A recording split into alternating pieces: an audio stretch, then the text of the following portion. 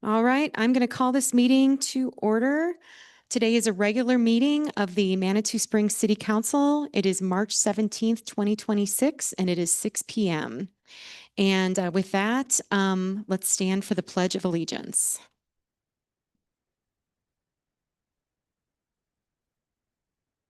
We'll just wait. Do you want to do a quick second? We'll just wait a quick second. I know, just come on in, come on in. No, you're good, you're good.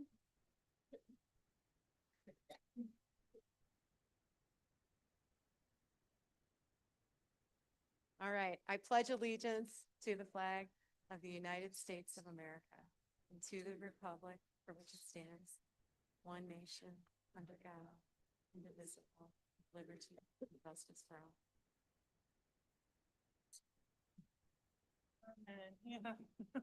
All right, and roll call. Counselors John Shada, Julie Wolf, Nate Nassif, Present. Carrie Storm, Here. Gloria Latimer, present. Mayor Pro Tem Judith Chandler, Present. and Mayor Natalie Johnson. Here.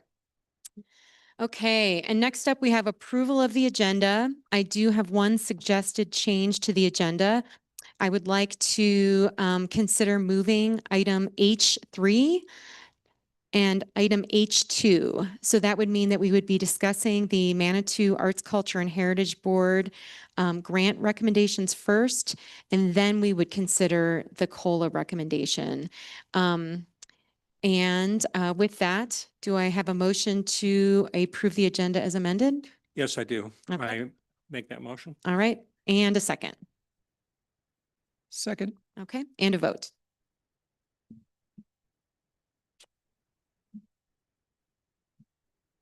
Motion carries unanimously. Excellent, thank you. And next we have public comment on non-agenda items. I have two speakers that have filled out their paperwork to kick things off. Michael Clark. All right, can you please have a seat up at the microphone?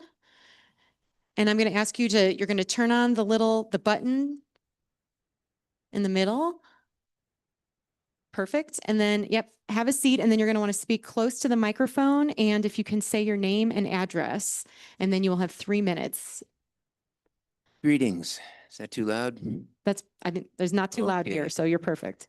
My name is Michael Clark. I live at 166 El Paso Boulevard in Manitou Springs. What else am I supposed to say? So you handed out a letter. Yes, I do. But most of us have not had a chance to read it. So if you could Understand. summarize the letter, that would be Right. fantastic. Well, I'll very briefly tell you what's in the letter, and hopefully you'll all read it more carefully. I have two particular requests that I request of you all to consider. One is one that concerns my own safety and my wife's safety and the safety of our property. We have for a couple of years now displayed an Israeli flag in front of our house, and we've received some gratitude from out-of-state Israelis for it. But early on, we received some notifications stuffed in our mailbox indicating supposed injustices done to the Palestinian people by the Israelis. And I did not heed those. I'm aware of the conflict and the issues on both sides. At any rate, more recently, I noticed that our flag was stolen. My concern is, it's not that I'm frightened, but I'm concerned that the individual or individuals who have done this are very bent, as many certain groups and individuals and college students in our country are nowadays, against what I stand for and I support in Israel. So I want to ask that you would direct the police chief to give us more patrolling on that street for that. And another reason, we have a problem in Fields Park, particularly when it warms up. We have people that are, for various reasons, usually doped up reasons, like to crash and camp and do other things there, all during the night, which is against city code. And also, out of state people seem to come here to this particular community in this area for some reasons and like to camp on the street with their campers. And I have kind of taken it upon myself to be the neighborhood watch individual or whatever. And I've confronted them and knocked on their windows and that kind of thing and asked them to leave. I've spoken with the police chief about these matters, and he seemed to assure me that he would look into them, but so far in the past year or so, the police have been too busy to attend to our little corner of Manitou Springs. So I want to urge you all to somehow remind the police chief that these activities are not permitted, and they're potentially and actually very harmful to our little community in that part of our community. So that's really all I said in the letter. And I do very much appreciate you all in your service to our city and our community. I know it's a cost, and it's something that you are sacrificing to do. And I want you to know that I'm with you in what you're doing 100%. Thank you, Michael.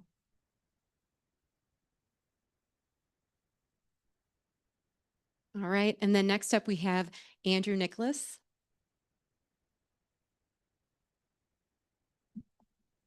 And again, if you could state your name and address before you begin. My name is Andrew Nicholas, and I live at 121 Ruxton, also known as the Twin Spring Building. I had a bit of a disappointing meeting today with the city. Wonderful employees here who have been trying to solve some of the difficult issues in regards to those of us in town that own EVs that have challenging charging problems. Unlike the suburbs out east, we don't all have 30-foot wide driveways and garages. And in my case, at 121 Ruxton, we don't have anything, no off-street parking of any kind. The solution earlier by a previous parking director was for me to pay for and install a charging system on the building and charge in RPP in front of the building, that was something I could consider doing, and I did do so. Unfortunately, today I learned that due to permitting and liability and legal reasons, the city will no longer allow us to do that, which is absolutely fine. I don't want to fight with the lawyers. So I think that makes sense. However, it does put me back into another challenge, which is how do folks in town who really have heeded the call to decarbonize and help us move in a new direction, how do we solve some of those unique issues? I would like to remind the council that prior to the upgrade of the charging infrastructure in town, the policy was to allow for free charging at the rec center, which was wonderful. And we used it overnight. We would put our bikes in our cars and would charge overnight at the rec center and ride our bikes back home, come back in the morning. With the new upgrade, that didn't become possible. Everything became charged. In fact, the initial charges were so high, we couldn't find a charger anywhere in the nation that was more expensive than Manitou Springs. Those have since been rectified, but I would like to suggest something important. The policy of the city originally was for free charging. I think the city administrators went in a different direction based on the upgrade, but I actually think we should go back to the way that it was. And I believe it would be best for the city to institute a resident rate for charging, especially for folks like myself that literally can no longer charge at home now. And my suggestion would be for that to be 0 cents as it was before. You obviously have an opportunity to speak with your city administrators and see what they feel, but that would make a really big difference. And I think, unfortunately, the change to institute charging wasn't debated. So I actually think that the original policy is the one that should stand, which is that the city provided charging at a city location. And there weren't really discussions about whether we should start charging or how much it should be. So I really feel the best thing to do would be to revert to the original policy and find a way for residents to get back to the resident rate. It would make a big difference in my life, and I know many others as well. So thanks for your time and consideration. I appreciate it. Thank you. Yep. Okay, do we have any additional? No additional requests? Okay, excellent. Thank you.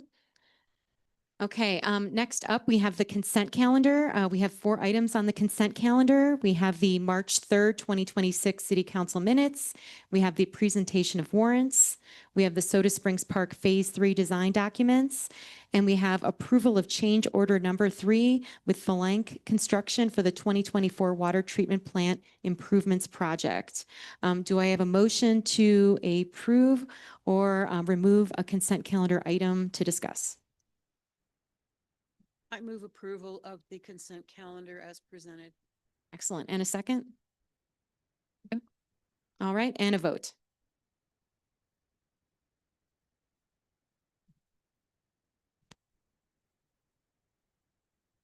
Motion carries unanimously. Okay, thank you. Next up, we have under presentations, we have proclamation number 0226, recognizing March as Women's History Month. And Mayor Pro Tem Chandler will read that proclamation for us today. Thank you, Mayor. This is a proclamation recognizing Women's History Month, March 2026. Whereas Women's History Month was first recognized in 1987 by Congress and enacted by President Ronald Reagan, and whereas women of diverse backgrounds, cultures, and experiences have contributed to every aspect of society, including government, education, business, science, the arts, public service, and community leadership, often overcoming barriers and inequities to do so. And whereas women have been instrumental in advancing democratic values, expanding civil rights, strengthening families and communities, and improving the quality of life for future generations. And whereas Women's History Month provides an opportunity to reflect on the achievements of women past and present, to recognize their lasting impact, and to inspire continued progress toward equity and opportunity for all. And whereas many local women have contributed greatly to the success of Manitou Springs, and we wish to recognize a few of these visionary leaders who are great examples of kindness, leadership, resilience, and courage. Mabel Willey, the first female mayor of Manitou Springs, elected in 1952. Fannie Mae Duncan, a pioneering Black entrepreneur and activist known for opening the Integrated Cotton Club in Colorado Springs and the Iron Springs Chateau. And Dr. Harriet Leonard, recognized as Manitou's first woman physician specializing in electrotherapy and mineral baths. And whereas the city of Manitou Springs values the contributions of women in our community, employees, elected officials, volunteers, educators, caregivers, entrepreneurs, and advocates whose dedication and service help make our city stronger, more inclusive, and more resilient. And whereas while women have worked tirelessly to win the right to vote and eliminate the barriers to education, financial independence, and bodily autonomy, while increasing representation in elected office, in workspaces, and in sports, these rights are being eroded or eliminated as we speak around the globe. Women's History Month celebrates the ongoing fight for true equality and autonomy for all women and girls. Now, therefore, be it resolved that the mayor and city council of the city of Manitou Springs hereby proclaim March 2026 as Women's History Month in Manitou Springs, and encourage all residents to observe this month by celebrating the achievements of women, learning about their contributions, and recognizing their ongoing role in shaping our community and our shared future. Adopted this 17th day of March 2026 in the city of Manitou Springs, El Paso County, Colorado.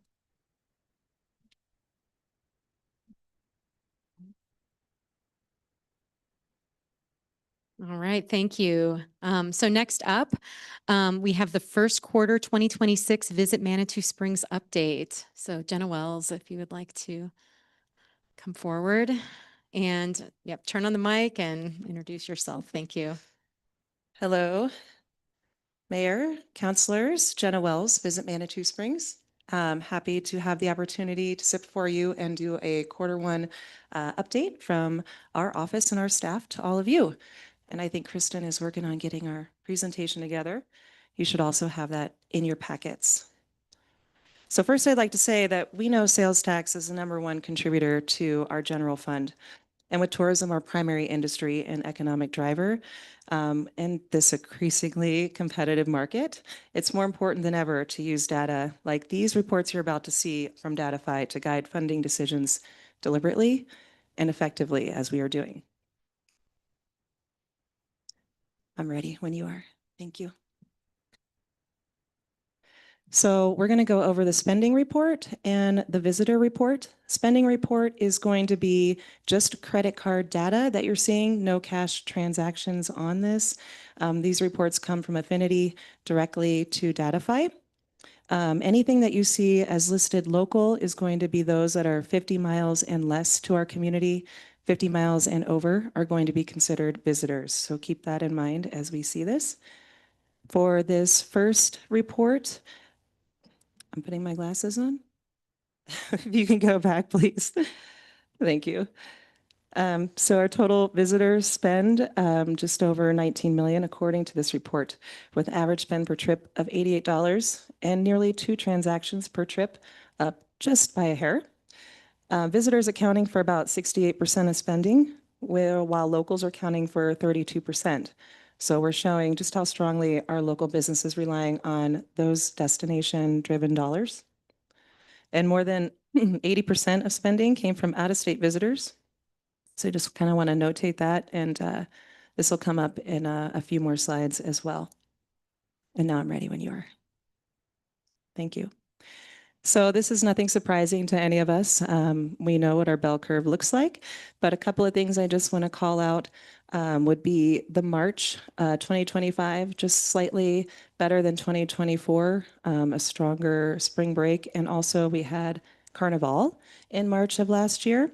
So I think we're seeing a little bit of impact there, as well as in November, slightly up for 25, which was good. And also weather driven, we got some of that Western slope ski not being super strong out here in the Front Range. So it's good for us, bad for them, but we'll see how this year shakes out on that.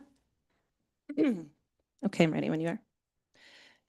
Next, we're going to see our spending report. So when you see DMA, that's our designated market area. So Denver being our strongest market, as we know, we're going to see those Texas numbers as well. But Chicago, we're going to see a slight increase. So we are working now to divert some of our marketing efforts in that direction. You'll see this come up again in just another slide. Overall, some of these small percentage increases certainly due to price increases from our local businesses that were necessary. So overall, fairly flat, but some green nonetheless. Something to note here, which was a little bit unusual for us to see, is the increase in lodging spend for Minneapolis-St. Paul. So we are tracking that in this first quarter and shifting some of our markets to that area for the remaining part of this quarter and further down the line this year. So it's a good bit different in the spend than you're seeing from some of these other areas on average. So something we're tracking.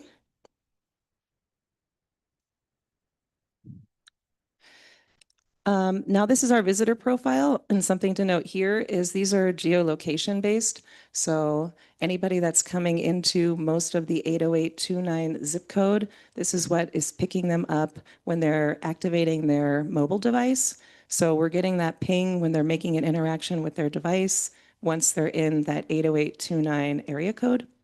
It is interesting that we have a fairly split 50-50 on the locals. I'm sorry, this is not the one that was Counselor Nassif's head in my way.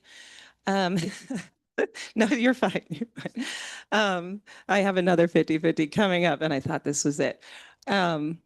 But so anyhow, we've got 60% showing locals. And again, that's 50 miles and less to Manitou Springs, the visitors being 50 miles or longer. So 60-40 split there.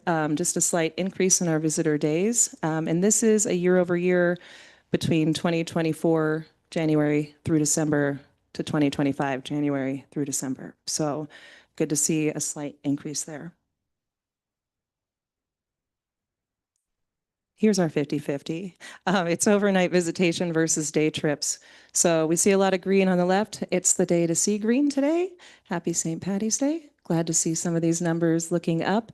One thing I'll draw your attention to is Chicago being nearly 4.5% higher over 24, which we're tracking as well, and we'll be looking to divert some of our marketing efforts that way.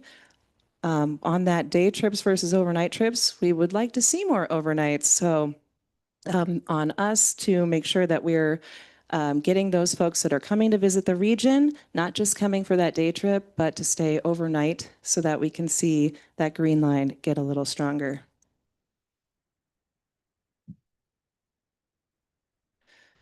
On this one, we've got that purple line, the really tall one that you're seeing there. And again, this is following our bell curve as well, being all those visitors that coming to our community. And the green line and blue lines that are below are those that are just frequenting those areas. So what this tells us is that we have folks coming to our community, but not stopping downtown. To have only a 50% rate is something that we're considering the incline users to not be converting into shoppers and diners in our downtown area. So we are working on keeping up with putting our visitor guides up at the BAR Trail, and hope to work with the city a little stronger on getting the zip code data so that we can target market those specifically that are coming to use the incline in Denver and surrounding areas, and make the best use of those marketing dollars to get them to stop in our downtown and make a purchase before they leave.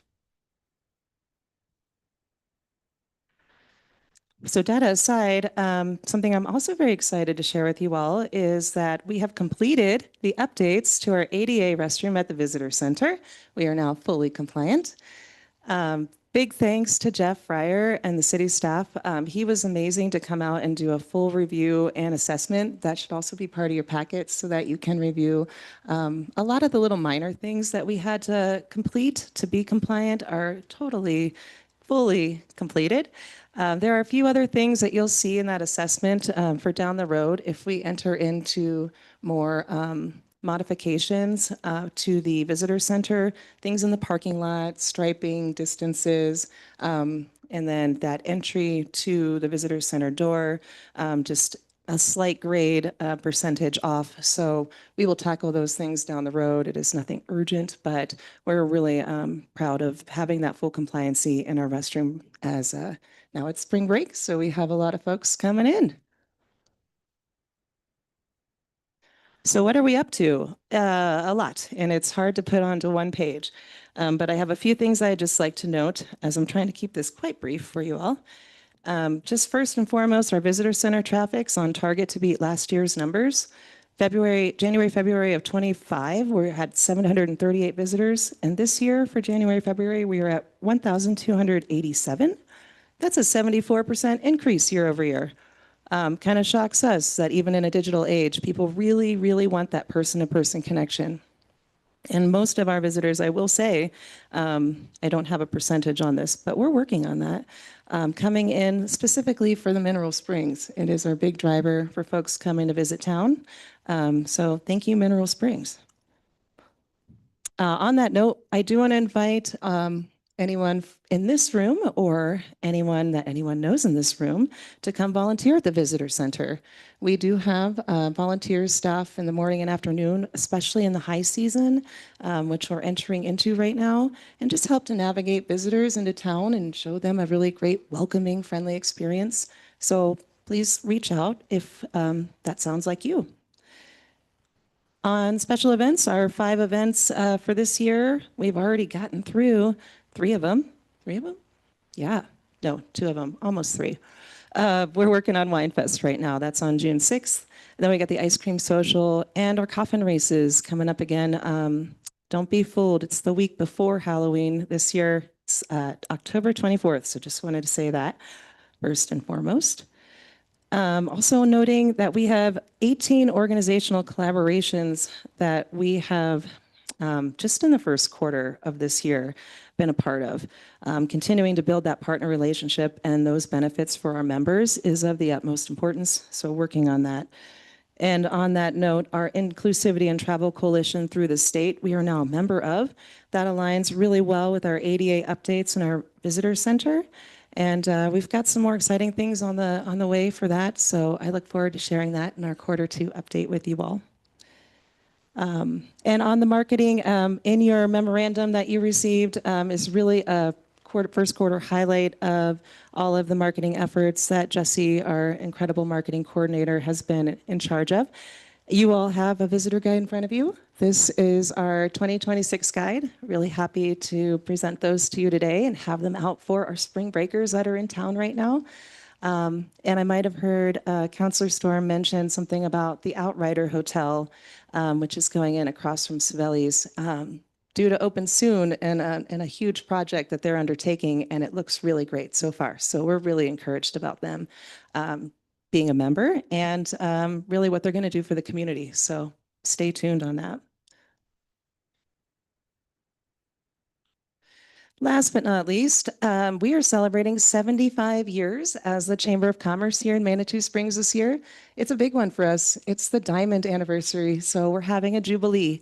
We had to push the date out a little bit. Apologies for that. But as we finish up our tourism office destination development mentor grant, we're also launching a Do Manitou Springs Right sustainability and responsible tourism campaign that we really wanted to have nailed down. So this is going to give us the time to do that.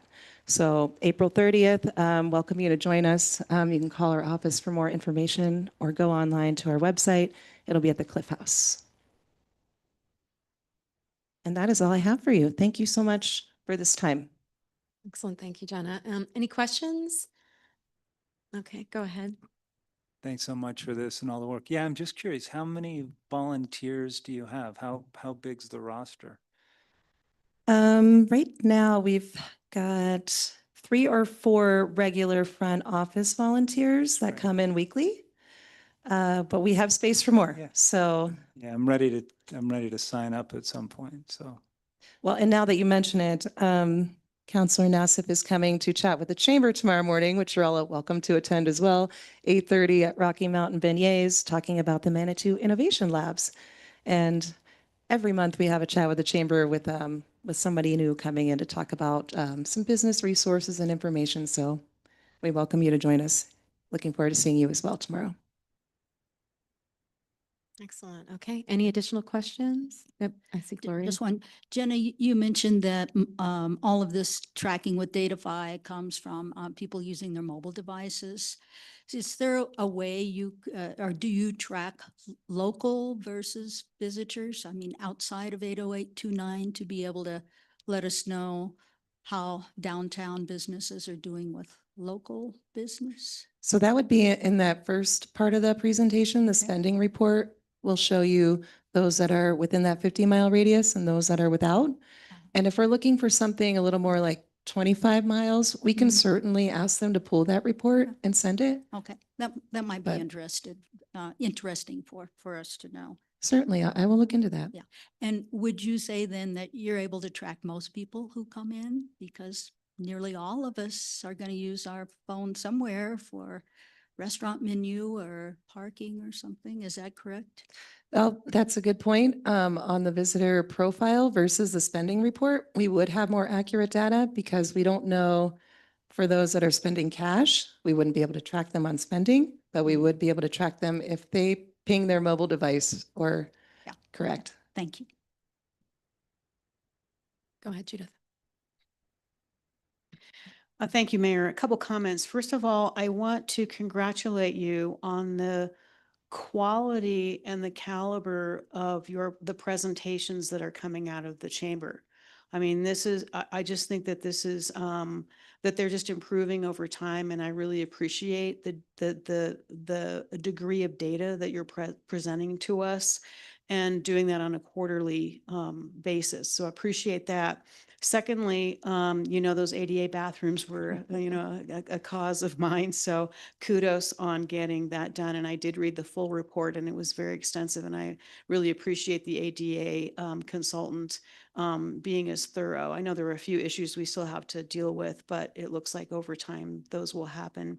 I just have one question, curiosity, and this is on slide 3 of 12. It's the 2025 Datafy spending report. I'm just curious, our highest month, July, I was just curious as to why we saw a drop in 2025 over 24 and not an insignificant one. I'm just curious if there were some incidents or things city council should know about that impacted that month being lower. Not on a local level. I think that was Okay. more of a state and national level for travelers. We are not alone in this.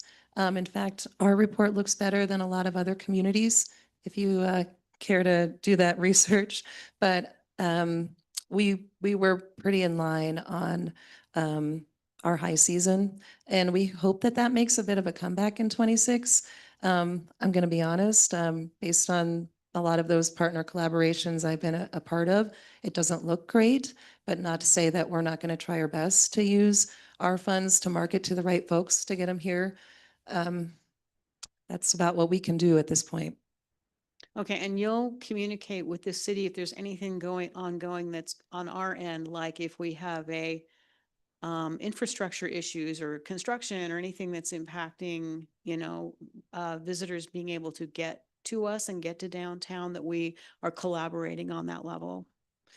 I think what's going to be a real positive is the Route 3 being free and the extra shuttles that are coming through. I think that's going to make a difference. I hope we see that in these graphs when I come back to present them. Also, we'll be able to have a little bit more information with our partnership with Tourism Economics.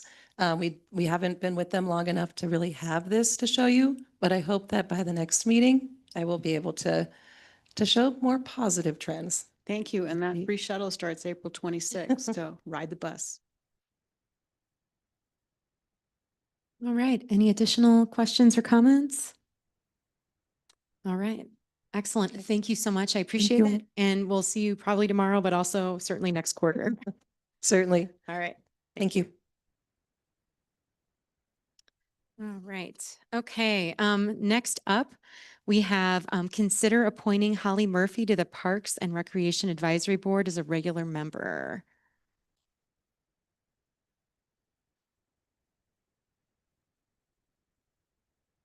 Okay, and if you could just introduce yourself and maybe say a bit or two about why you would like to join the Para Board. Hello, everybody. I'm Holly Murphy, 7 Elk Path. I have a preschooler and a kindergartner, and I spend way more time than I would like to at the wonderful playgrounds and parks and recreation facilities in Manitou. When I saw an open position for this board, I thought it would be nice to serve my community in a higher caliber way by giving my input if they want it and helping decide how things are going to grow and continue to be sustainable for our wonderful city. Excellent. Okay. Any questions or a motion to approve Holly Murphy to the Park and Recreation Advisory Board as a regular member? I'll make a motion to approve Holly Murphy to the Parks and Recreation Advisory Board as a regular member. Okay, and a second? Second. Oh, second. All right, and a vote. Motion carries unanimously. All right, short and sweet. Thank you. Thanks, y'all. Okay, next up, we're going to have approval of the Manitou Arts, Culture, and Heritage Board 2026 grant recommendations. And Ralph, you're going to approach, and then at this point, I'm going to disappear. So I will be back when this agenda item has been addressed. Mayor, you might want to let people know why you're disappearing. Certainly. The Manitou Art Center is financially connected to the match funding program. And so I do recuse myself during these conversations. Thank you, Gloria. So welcome, Match Board members, Ralph Roughton, Kinsey, and Mark. Ren. I'm sorry, Ren. Kinsey was here last time. Thank you for that correction. Here's how I was thinking this might go down. Ralph, we'd like to have a brief statement from you. And then I would like to open it up to consideration of the Tier 1 grants. And then after that vote, if council's amenable to that, then follow to the Tier 2 grants and see if there's any discussion regarding those. And lastly, to approach council regarding the St. Andrews STAC grant. So Ralph, we'll start hearing from you. Thank you, Ralph Roughton, Match Board Chair, 114 Palisade Circle.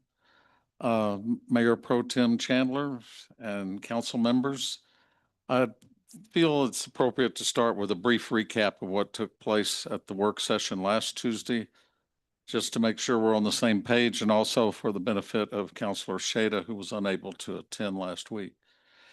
Our idea was to separate our recommendations and your review into several pieces, and it obviously took quite a while, but it still appeared to play out well, and I think we satisfied our goal of, getting discussion on everything that needed to be discussed. We asked you to consider the Tier 1 funding, which you did.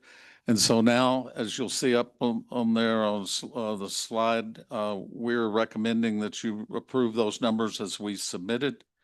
We also addressed Tier 2 grant requests, and our suggestion was to address the Manitou Springs Commons at the STAC or St. Andrews Community Center separately.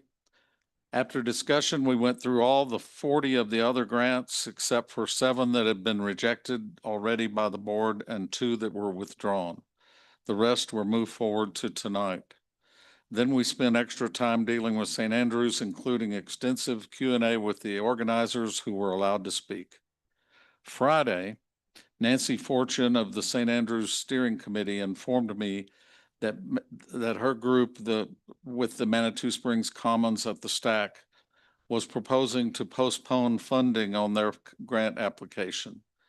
So if you approve our recommendation tonight, they are willing to make the funding contingent on the actual signing of a lease after the completion of ADA compliant bathroom facilities at St. Andrews. The applicants decided not to sign a lease until that work is done, with the goal for completion by the end of June.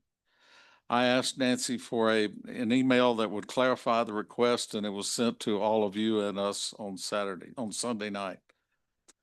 The match board has not met again, but I've communicated with individuals asking if anyone had concerns, and nobody has a problem with this.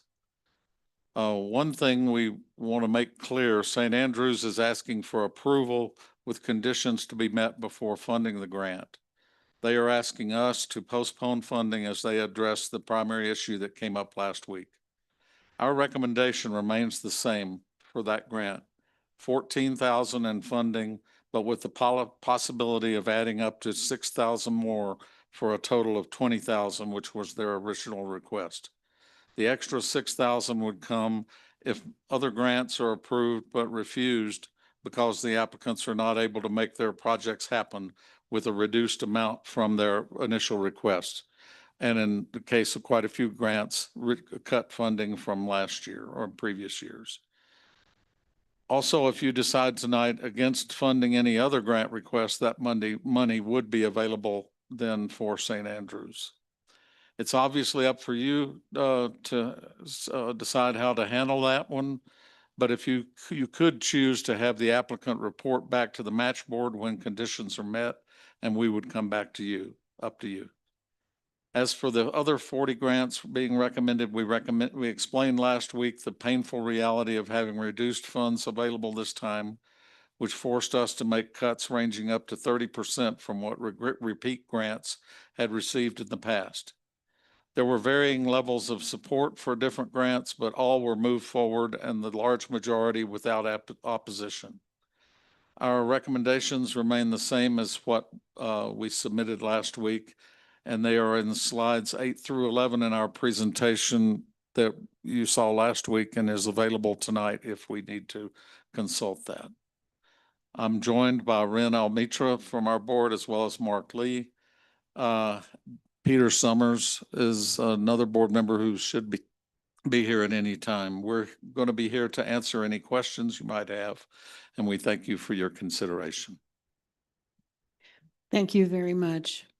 Do you, Ren or Mark, have any comments to add?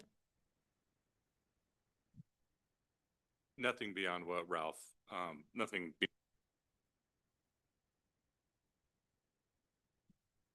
Thank you. So at this point, I would like to open up discussion for council on the tier 1 only grants. These as the slide is presented. So please raise your hand if you have questions.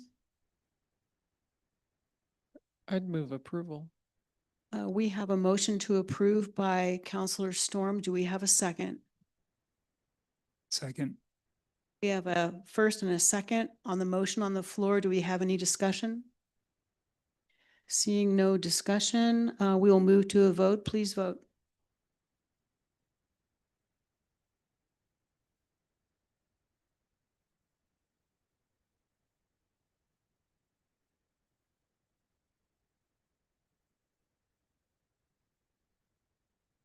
Motion carries unanimously. Okay, we'll move on to the tier 2 grant applications and open that up to discussion for any council members that have any additional questions that were not answered last week. Seeing none, do we have a motion to approve the tier 2 grants as presented by the match board? Sorry, with exception of the St. Andrews Stack Grant, Manitou Springs Commons Stack Grant.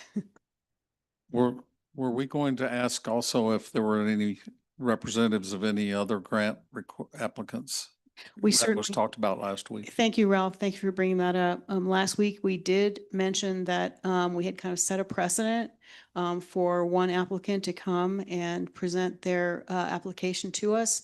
And I did say that if there were any other applicants for any other tier 2 grants, that you could have an opportunity to come to the microphone and speak in support of your grant application. So please raise your hand if there's anyone with a tier 2 grant that would like to speak to their application. Okay, seeing no hands raised, I'm assuming that there are no other applicants that want to speak to their grant. So we'll move to any further discussion on the motion on the floor. Okay. Want me to move approval of Did tier you- 2 with the exception of the Stack Common Grant? Are you making a motion to approve? There's a motion for approving the tier 2 grants by Counselor Storm. Is there a second? With the exception of the Stack Grant, Manitou Springs Commons. Second, please. There's a motion and a second by Counselor Gloria. And is there any further discussion? Okay, guess we discussed it plenty last week. Seeing no further discussion, we'll move to a vote.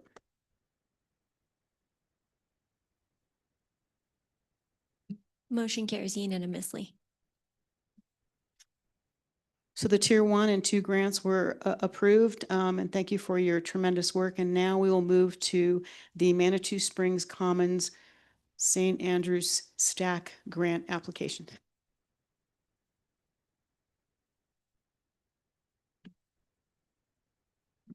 Counselor Wolf. I'd like to move to approve that whole name, St. Andrews thing. Subject to the 2 conditions that Ralph told us about, namely that there will be no funds dispersed until there is a lease that we review and approve and the bathrooms are made ADA compliant. There's a motion on the floor by Counselor Wolf to approve with conditions. Is there a second?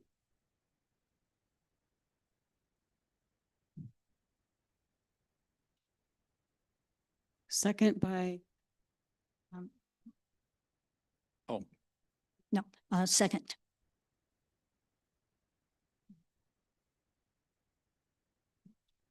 Oh, whoops. This is a new thing we're trying out with the microphones. It's clearly not working.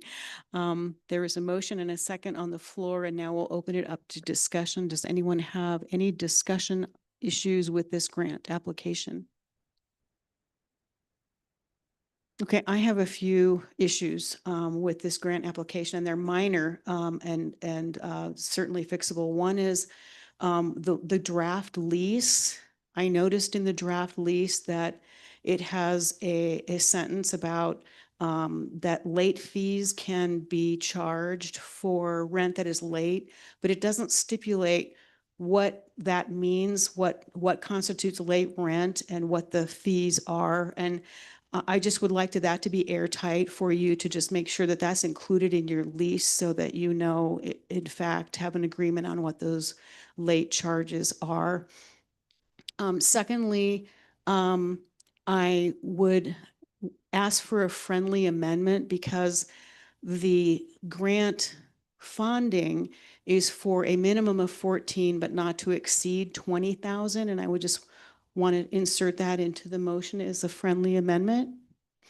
And lastly, I don't want this to be an open-ended. I would like there to be an end date to this. And so I'm recommending, since usually I think June is when you're hoping to have the ADA compliant bathrooms done. And since we all know that with construction issues, things can take longer than we anticipate, I would like to propose to council an end date of August, the last day of August 2026, that if these conditions aren't met, then this grant application would come back for in the next grant cycle. Yeah, Councilor Wolf. I did not read the draft lease. Is there a provision in there for a security deposit? There is not a provision in the draft lease we were presented with for a security deposit. I know that the rent is $3,300 a month, and I don't know if a deposit is, that certainly could be something that maybe perhaps the applicants could answer. I have one other question for them to address if they know the answer, which is who exactly is liable here? So if there's a missed rent payment, who's responsible for coughing up the money if the grants and the events don't come up with enough money to keep up with the rent payments? Who's going to be liable? At this point, since I don't know the answers to those questions, I would ask for one or both of the applicants to approach the table and to address those two questions. So as you know, just come to the microphone, state your name and address, and if you need those questions repeated, we'll be happy to do that. Thank you. Who is liable? First of all, there's no. And please state your name. Oh, Nancy Fortune, 521 Chris Hills Boulevard. Yes. Susan Watkins, 120 El Paso Boulevard, manager. Who is liable? First of all, there's no security deposit required. Secondly, the other reason that we're delaying the implementation is that we get the nonprofit in place so that the nonprofit can sign the lease.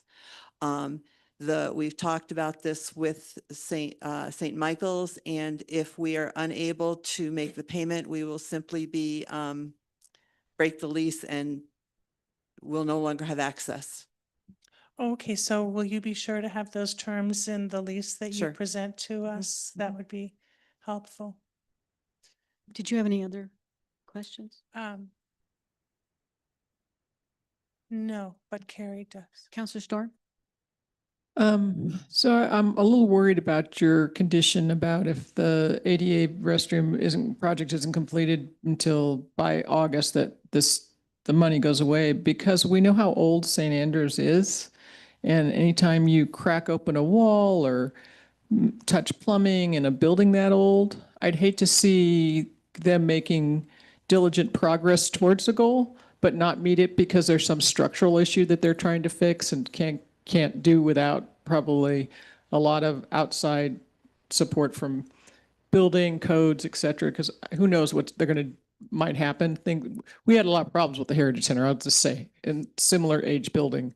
So I can't really support that August thing. I think that if they're making good progress, maybe they come back and see us and just report on progress, but let's not make it so cut and dry, maybe. Just a That's a suggestion. very good point. And so my rationale and motive for just stating August, end of August as a date was I'm uncomfortable with this being an open-ended grant for between $14,000 to $20,000 when we have had to cut other grants. So I will open it up to council to get consensus on if you are okay with there not being an end date, or if there is a date that you'd feel comfortable with. Counselor Shada? Do you have any comments about it? Okay. Counselor Latimer? I'm good with what you have just discussed of having it open-ended. I'm also comfortable with what you said. What we were told is that it would be 3 or so months before the bathrooms are there. So we're doubling the amount of time. And I just don't want to hold those funds just sitting there doing nothing indefinitely. If worst comes to worst, they can always come back next grant cycle and ask for it. But I feel that us providing this deadline will actually help move the project forward, because I think the church, if they really do want this to happen, that they can make it happen within 6 months. Okay, Or whatever, so, however, it's not 6 months, but by August 31st shouldn't be a problem. so you support the August 31st, and Gloria, you are okay with that, and Counselor John. Shada also, and Counselor Nassif? So how does this play out if the ADA construction does take longer? Are we asking the applicants to come back and give us an update, or the funding terminates? I have a question for the applicants, if that's okay. Do you have any concerns with this when you hear this, given the discussions around the ADA bathroom? What's your take? I think Carrie makes a good point. This is a very old building, and I would hate because we have no control over the contractor. We have no control. I would hate to lose these funds through no fault of our own. So Appreciate you sharing it.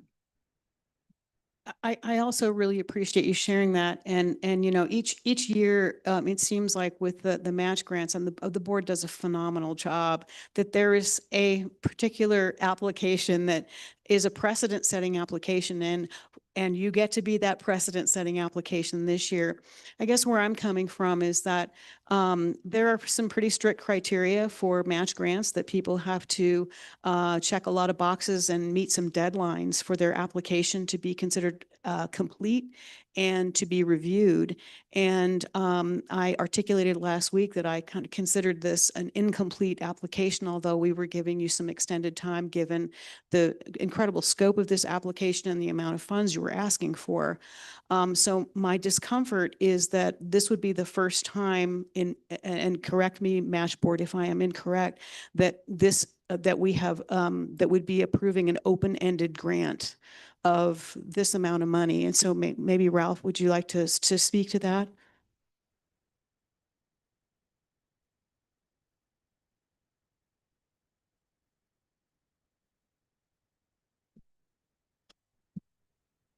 Yeah, we generally give applicants the calendar year to finish their project and then file a project completion report by the end of the calendar year, unless the exception being for events that take place in the first quarter of the following year, as like the Manny Awards, Carnival, things like that.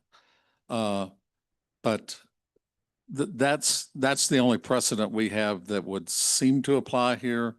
Seems like, although I understand what you're saying, that it's not totally consistent with the fact that we do allow lots of other applicants to use the whole calendar year if needed to complete their grant. Thank you for that clarification. I would be willing to amend my friendly amendment to that the ADA bathrooms must be completed by the end of the calendar year, keeping in mind that the lease and the grant money is held until those two things happen. Is that an acceptable? Oh, I have Counselor Wolf.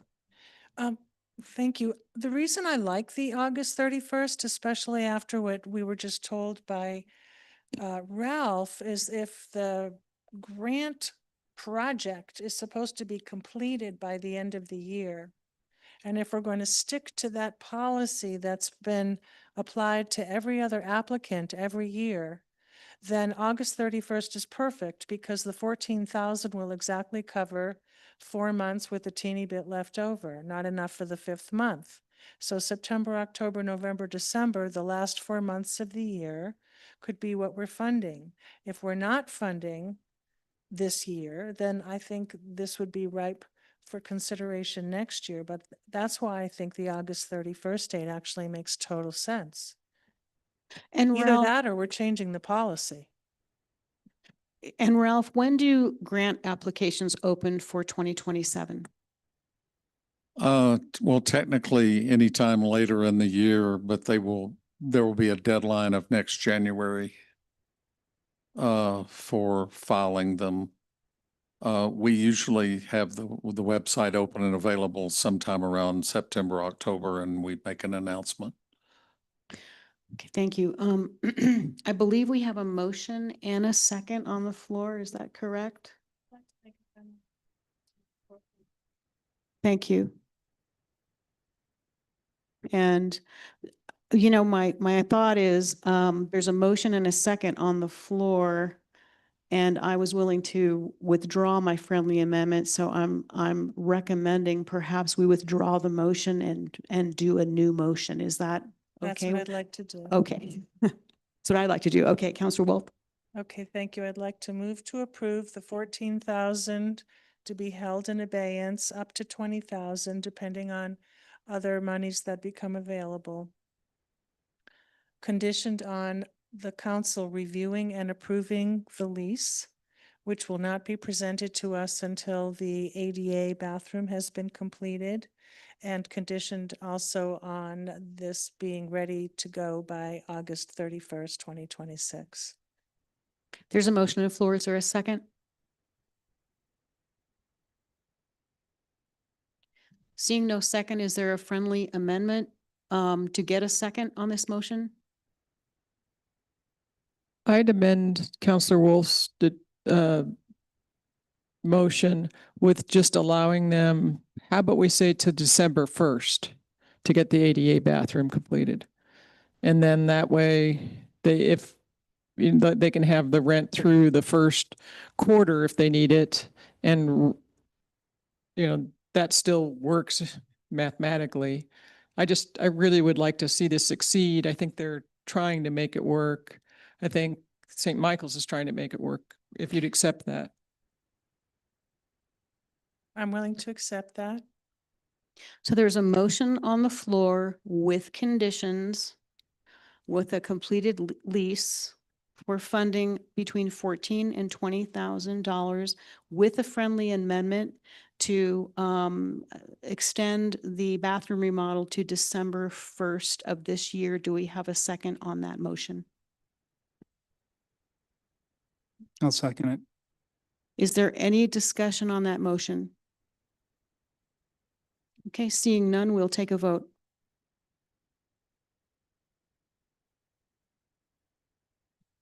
Motion carries unanimously.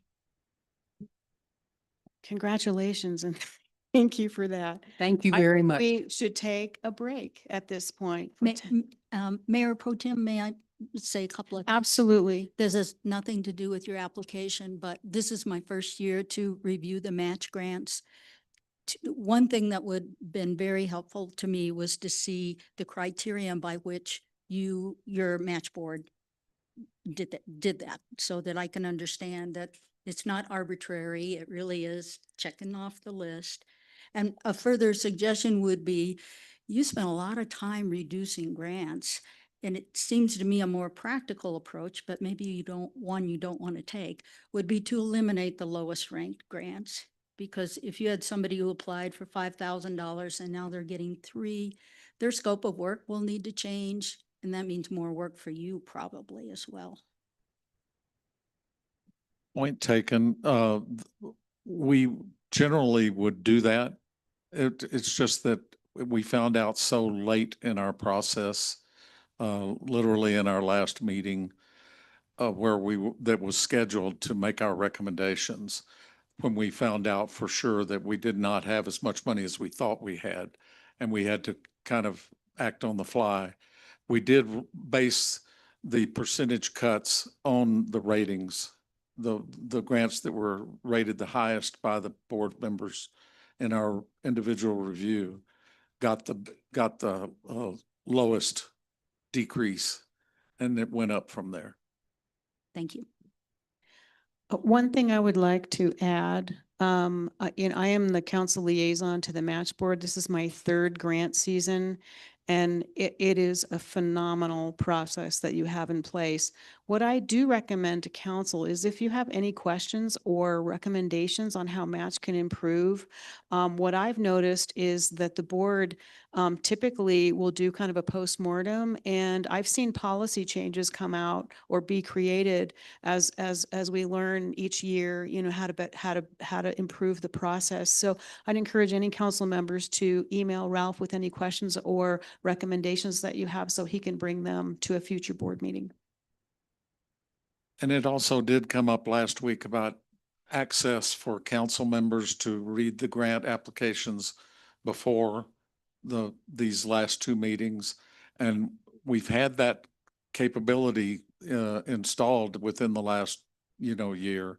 And we're going to do more. We've already talked about being more proactive, reaching out to council and making sure that you all, everybody who wants it can get access, and we'll help train you and make sure that you know what you're dealing with, and we'll improve that.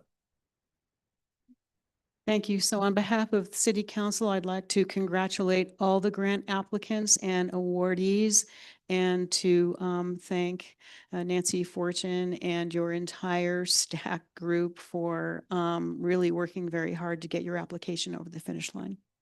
And with this, we'll take a 10-minute break. Thank you.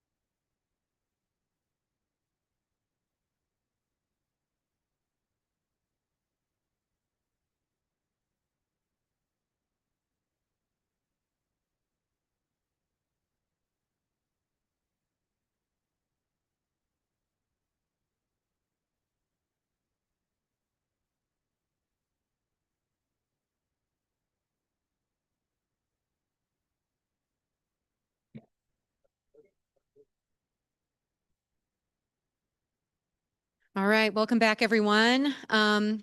Now we are on to consideration of resolution number 0826, a resolution of the City of Manitou Springs City Council transferring amounts from budgeted medical insurance expenditures to budgeted salaries to provide a cost of living increase of 2% to non-leadership full-time city employees. And Denise, who would like to introduce this? Yeah, I'll item? go ahead and do an introduction. I do have our HR director here, also Kelly, and our finance director, Becca.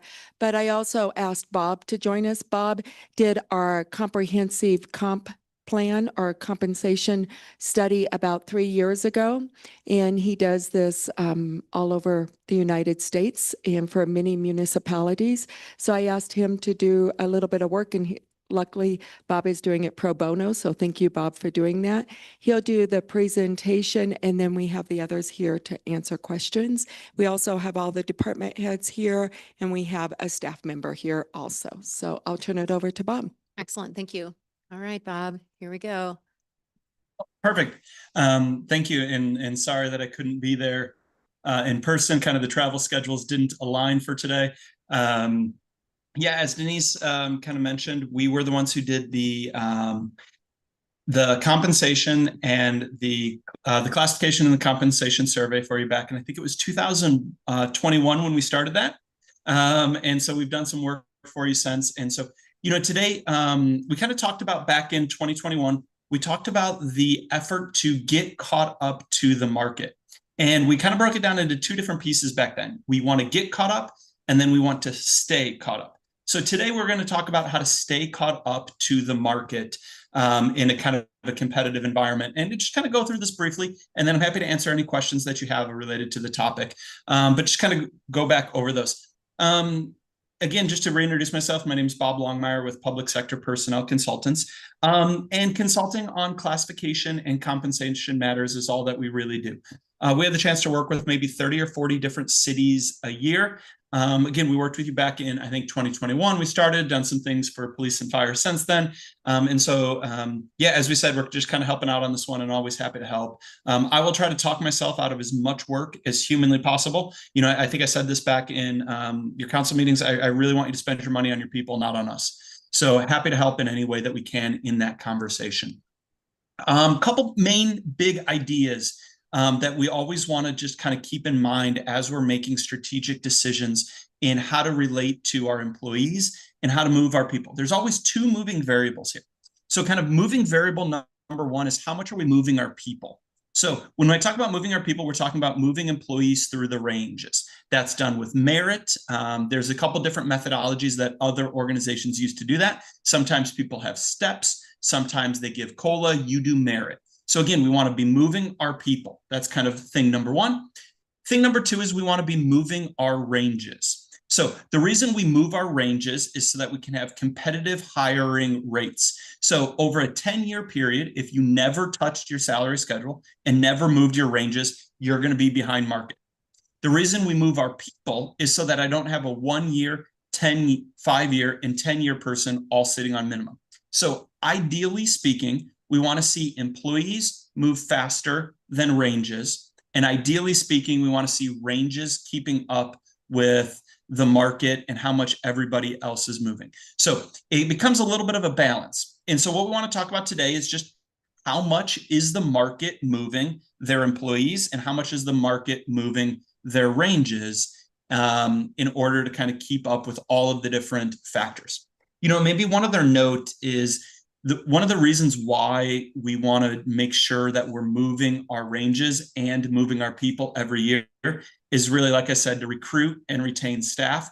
It helps us also keep up with some of the cost of living and inflationary pressures that are out there. Now, anecdotally, I'll say wages have been struggling to keep up with cost of living lately. And so the more competitive and aggressive you can be in moving your ranges, the more that's going to help you stay in the fight. A lot of what we're talking about today is just staying in the fight with the employees and with those increases. So here's where the market's at. So your market, when we go out and we look at other organizations and we say, how much are we moving our ranges and how much are we moving our people? Kind of the first part of that is the COLA. How much are the ranges moving? So if you think about every job at the city, it's got a minimum and it's got a maximum. So the question at hand is, how much did that minimum and that maximum move for other organizations? And you can see here, when you just kind of flip down the list, some organizations did 1.5%. That's maybe on the low side. Some organizations did 5%. That's on the high side. I'll say the last probably 6 studies that I've done, when we've looked at this, the data's come out between 3 and 4% for general unit employees, 4% to 5% for public safety. So 3% tends to be a little bit on the lower side. Obviously a 5% or anything like that would be kind of higher there on the upper end of it. So kind of that 3.5% for general unit is about the market average in what we're seeing in our travels. So it didn't really surprise me over here on the right side, where the COLA amount came out to 3.42%. Honestly, if you ask me to guess the number based on what we're seeing everywhere, for a general unit employee, I'm going to tell you about 3.5%. And that's what we saw here in the market. Then we're seeing that they're moving their employees about a 3% number as well. So in this instance, you know, the market, the ranges are moving a little bit faster than the people. Not ideal, but again, in this situation, I think we can make that kind of work with that. So the market's in that 3.5% range for COLA. So that would be the ideal amount that we would want to try to chase to just stay in the fight, right? If you remember back to 2021, when we did the salary survey, we went out and we made strategic adjustments to individual positions. So different jobs moved different amounts. We kind of rearranged some of the internal equity alignments. We moved some jobs around. Now we're talking about moving all of the jobs to keep them in alignment with what the market's moving. So that really looks like 2 things. So there were kind of 2 different options in this. Option number 1 was just a 2% COLA. In both options here, just kind of for clarity's sake, in both options, the directors are taking no increase. That's something that the city had kind of said was occurring. So I don't know all the details on that. I know, but that's just kind of one of the options there. In option number 1, where the employees would move 2%, that costs about $88,000 to the general fund increase. That would be absorbed entirely by the $100,000 savings in the reduction to health insurance fund balance. So it wouldn't increase the general fund by any amount. Option number 2 is 3% COLA, which is a little bit closer to that 3.5% number out there in the market. I'm a market guy. I try to think as much as humanly possible, try to keep up with the market average. I would never advise someone to be the industry leader. You know, I don't think you want to go through and look at that previous slide that I had and be like, oh, Pueblo gave 7%, so we should give 7.5. You know, I don't want to chase outliers. I like to kind of keep up with the market trends. Market trend is about 3.5%. So for me, option 2 and the 3% COLA kind of makes sense there. Again, in this option, directors are receiving no increase. Not ideal, because again, you'll just have to go and fix the directors in a future year. So it's just a little bit kind of pushing that off. But again, 3% for the employees, that results in about $130,000 increase into the general fund. The majority of that would be absorbed by the $100,000 savings in the health insurance fund balance. So again, pretty simply, pretty high level. If we go back here, COLA amounts out in the market, we want to be thinking about 3.5%. 2% is entirely covered by the savings to the health insurance. 3%, the vast majority is covered by the health insurance, and there's just a little bit extra left over. So let me pause there. I kind of ran through that pretty quick. Happy to answer any questions that you have or anything that you would like additional clarification on. So I'll pause here for a minute. All right, excellent. Thank you, Bob. Any clarifying questions for Bob? Excellent. Go ahead. Hi, so if we did a 2%, for example, across the board increase, I don't know if this is a question or a comment, actually. I guess it's more a comment, so I don't know if it's appropriate. But for people who are on the lower rung of our wage scale, someone who's earning $16 an hour is only going to earn $16.32 an hour Right. with 2% increase. Whereas we're already on the higher end of the scale, not directors, but other people making 85,000, six figures, whatever, those people, they're going to see a substantial increase, or at least a heck of a lot more substantial than 32 cents an hour. That bothers me because to me, it seems like we should be at least providing a living wage to the people who work for us, especially the full-time people. And there's no information here that we've been presented on what do other cities usually pay to their lowest paid employees. I have concerns about how many people on our payroll are earning what seems like below a living wage, or maybe make them eligible for food stamps and Medicaid and stuff. Well, I guess they get the health insurance if they're full-time. But so I feel like this is unfair to the folks who are on the lower rung of the lower end of our wage base. Yeah, I have maybe a thought. If I know that wasn't a question, but maybe a thought on that as well. Yeah, so one of the things that we also took a look at was I got a payroll file from Kelly, and I looked at how many of our employees are at the minimum of their ranges and how long have they been in their jobs. So I graphed out, and this was really just kind of to pull on a little bit of that, because I had some of those same thoughts. I don't love people sitting on minimum. So one of the reasons why I say I want people moving faster than ranges is so that I don't have people on minimum. And in this instance, there's only a handful of people, I think it was less than 10, that are near the minimum of their ranges. So if you gave staff the direction to say, let's go after people that are lower in their salary ranges, and in addition to this, do something for those people based on how low they are in their range and time in job, we had looked at that, because I don't want a 1 year, 5 year, and 10-year person all sitting on minimum in their ranges. You don't have that right now. You've done a pretty good job of moving people through the ranges. But I think if there's additional funding available, that would be a pretty good way to spend it, is lower on the salary schedule. One final thought there. We've helped some organizations implement an MIT cost of living livable wage survey.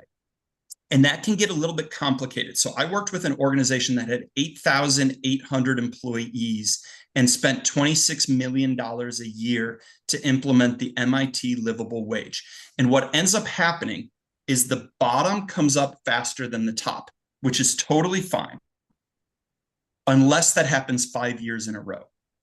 And then what you start seeing is an employee who is entry level and has no supervisory responsibilities, making the same as somebody who is a supervisor with 10 years of experience. So you always want to be careful that when the bottom comes up from a livable wage, from a competitive environment, from some of those factors, the top doesn't need to move the same amount, right? We don't need everybody to move in unison.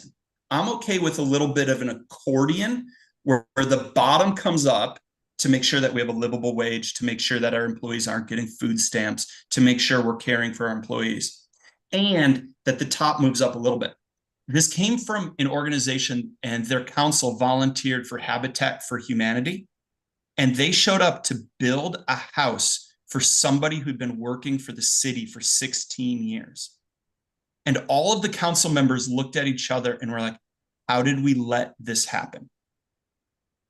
So yes. And my thought on that would be, we want to look at it a little bit where we don't just raise the bottom till there's the worker and the supervisor are making the same amount. We want to make sure we're kind of doing that a little bit strategically. That would be my thought there.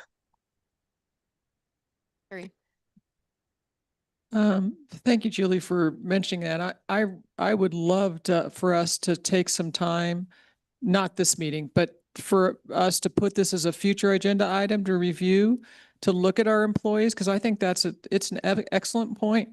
We really need to look at that. And I 100% support that. I think that if we can have that in a future meeting, it would be great. I don't think we have the time and wherewithal to do it at this meeting, but I just love everything about that. Yeah. Oh, thanks, Carrie. And then Julie, add on to that. Thank you. That was the other thing I was going to save till later, but I totally agree that this should be tabled. I would like to discuss this issue at our budget meeting, because I don't like to piecemeal little pieces of the budget and spend this and spend this and spend that. And then we come down to our budget meeting and we've already made certain commitments. I'd be comfortable guaranteeing that any changes we make would be retroactive to January 1st and having a budget meeting in April so that we can flush this out a bit more and look at the rest of the budget, because we're already spending $1,754,000 more than we're bringing in for 2026, according to the paperwork we've received recently. And it's not sustainable. And I'd like to look at this as a whole picture eclectically and not just decide, oh, should we spend more money on this week and spend more money on something else another week. I'd like to postpone this issue until our budget meeting, which I understand is going to be sometime in April. All right. Thank you, Julie. And that was something that I was going to bring up during correspondence today, was to discuss a potential budget meeting in April. So I guess I had two questions. One is that idea of if we were to approve a certain amount for a merit as opposed to a COLA, saying something to the effect of we would like to address the lower salary ranges as well in that. Is that something that we could look at? And then additionally, that idea of potentially a bonus if we don't feel like we know ongoing what our funding will look like, just throwing that out there for conversation. Yeah, so one of the things that we see, just a couple thoughts there. One of the things we do see are one-time payments in the middle of, we see those more commonly in a union environment, in the middle of a contract cycle where the city and the union don't want to open up the agreement. And so they'll do like a one-time, they'll call them like one-time cost of living incentives or things like that. We also see it in lieu of retroactive pay. So going back and doing retroactive tends to be an administrative nightmare for finance. I don't want to speak for finance. Maybe your department's got it down solid, but like that usually is a headache for the payroll coordinator. So doing like a one-time payment that's non-pensionable is something that happens there for that. The one thing I would say though is, again, I don't know the unique financial nature of your city, but making sure that our wages are competitive and that we're at least in the fight. So, keeping pace with the market as much as we can afford to do is always a valuable effort, because every year, if you go, oh, we can't do it this year and we can't do it this year and we can't do it the next year, pretty soon you have a rate that's so far behind market, you can't hire anybody. And you end up with costing more because you can't get qualified employees on board.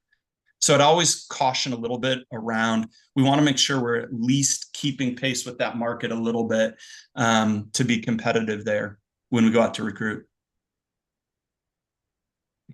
And then again, the virtues of the merit versus the COLA piece. Yeah, I think it's going to be hard to say merit is based on your relationship to the salary range, because merit is performance at the organization. And everybody's merit, merit is what it is. For me, if we're looking at moving employees, for me, that's not merit, that's more livable wage. And maybe that's what we just call it. And that may be like pedantic, but I think I'm on board with something that says, let's look at the employees that are most affected and most vulnerable amongst our employee community and our staff.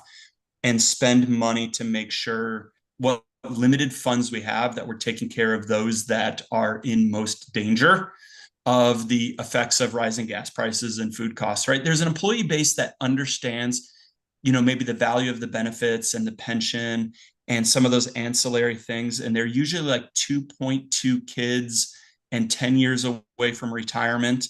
And then there's a group of employees that are just trying to put food on the table and make the car payments. And so you have a wide breadth of staff that are in different phases of their life. And maybe that's why your city staff had said directors are receiving no increases. Maybe that's making a little bit more sense to me now. So I think that there's already a little bit of an appetite for that conversation. Okay, thank you. Go ahead, Nate. Bob, thanks so much for your help and support with this. Quick question. Philosophically, on your peer group chart, which was a slide or two back or forward, what's the narrative or philosophy with like a municipality like Breckenridge where it's just merit? How are they thinking about that in a COLA versus merit balance? I would have to go back and check, but a 5% merit to me feels like they have a step plan and everybody automatically gets 5% as long as they're not on an employee improvement plan. So my guess when I see that is they just have a step plan and they can't afford to give step and COLA. When you have a step plan and someone moves from step 1 to step 2 to step 3 to step 4 to step 5, they're locked in. As a city, you are, I don't want to say required because you can always override a step plan, but it's hard to do. So my guess is they have a step plan and then had limited funds, so they couldn't do COLA and step. Helpful, thanks. Okay, go ahead, Gloria. May I ask questions of Kelly and Becca at this time, or do you want to wait? Yeah, I think that's great. Okay. I was wondering when the most recent cost of living adjustment was made. It was 2020, at the beginning of 2025, we had a 4% COLA last year. Okay, thank you.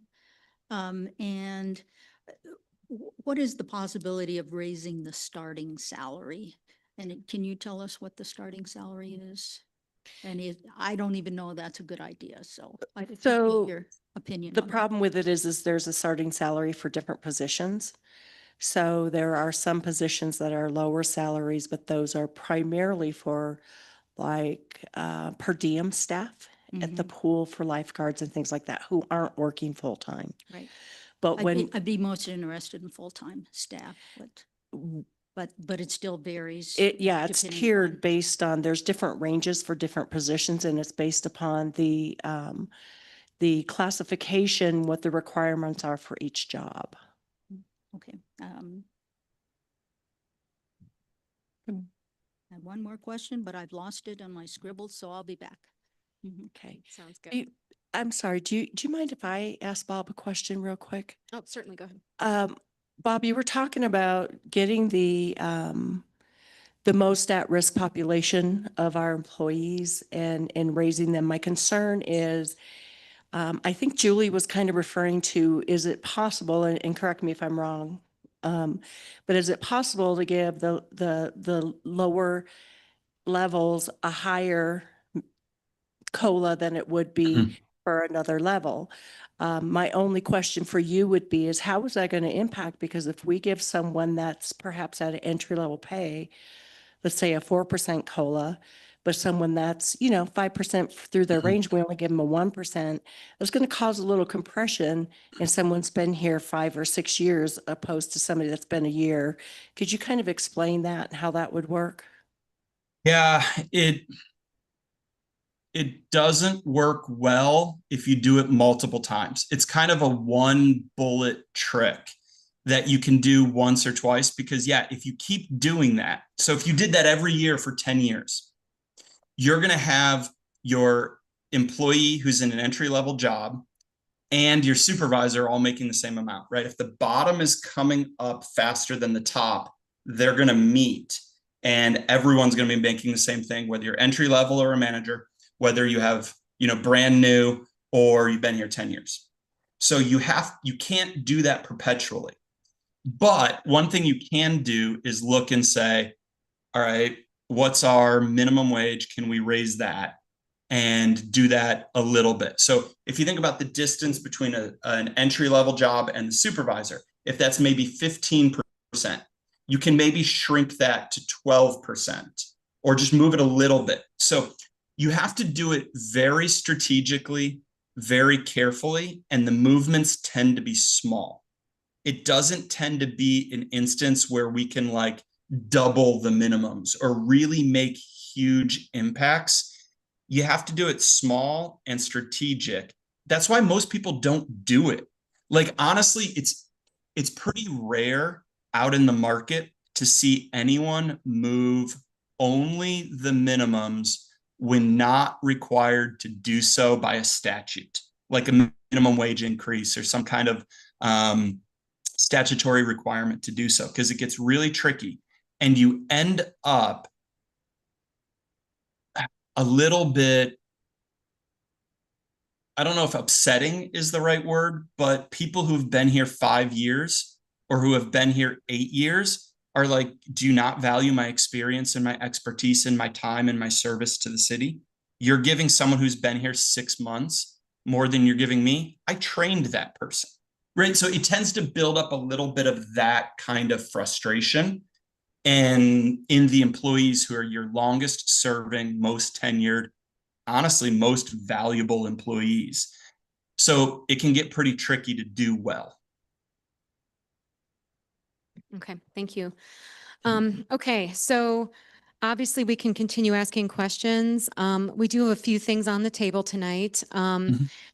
I am comfortable with us having a conversation this evening about a COLA increase tonight, but then I would also like to continue the conversation in more depth, looking at other concerns like starting salary and the lower salary ranges and livable wage and some other things. But I'm just recognizing that there's costs that are going up significantly daily at this point. So I'm comfortable still having a conversation tonight about something with the understanding that we need to have additional conversations moving forward. But I welcome any other, go ahead, Carrie.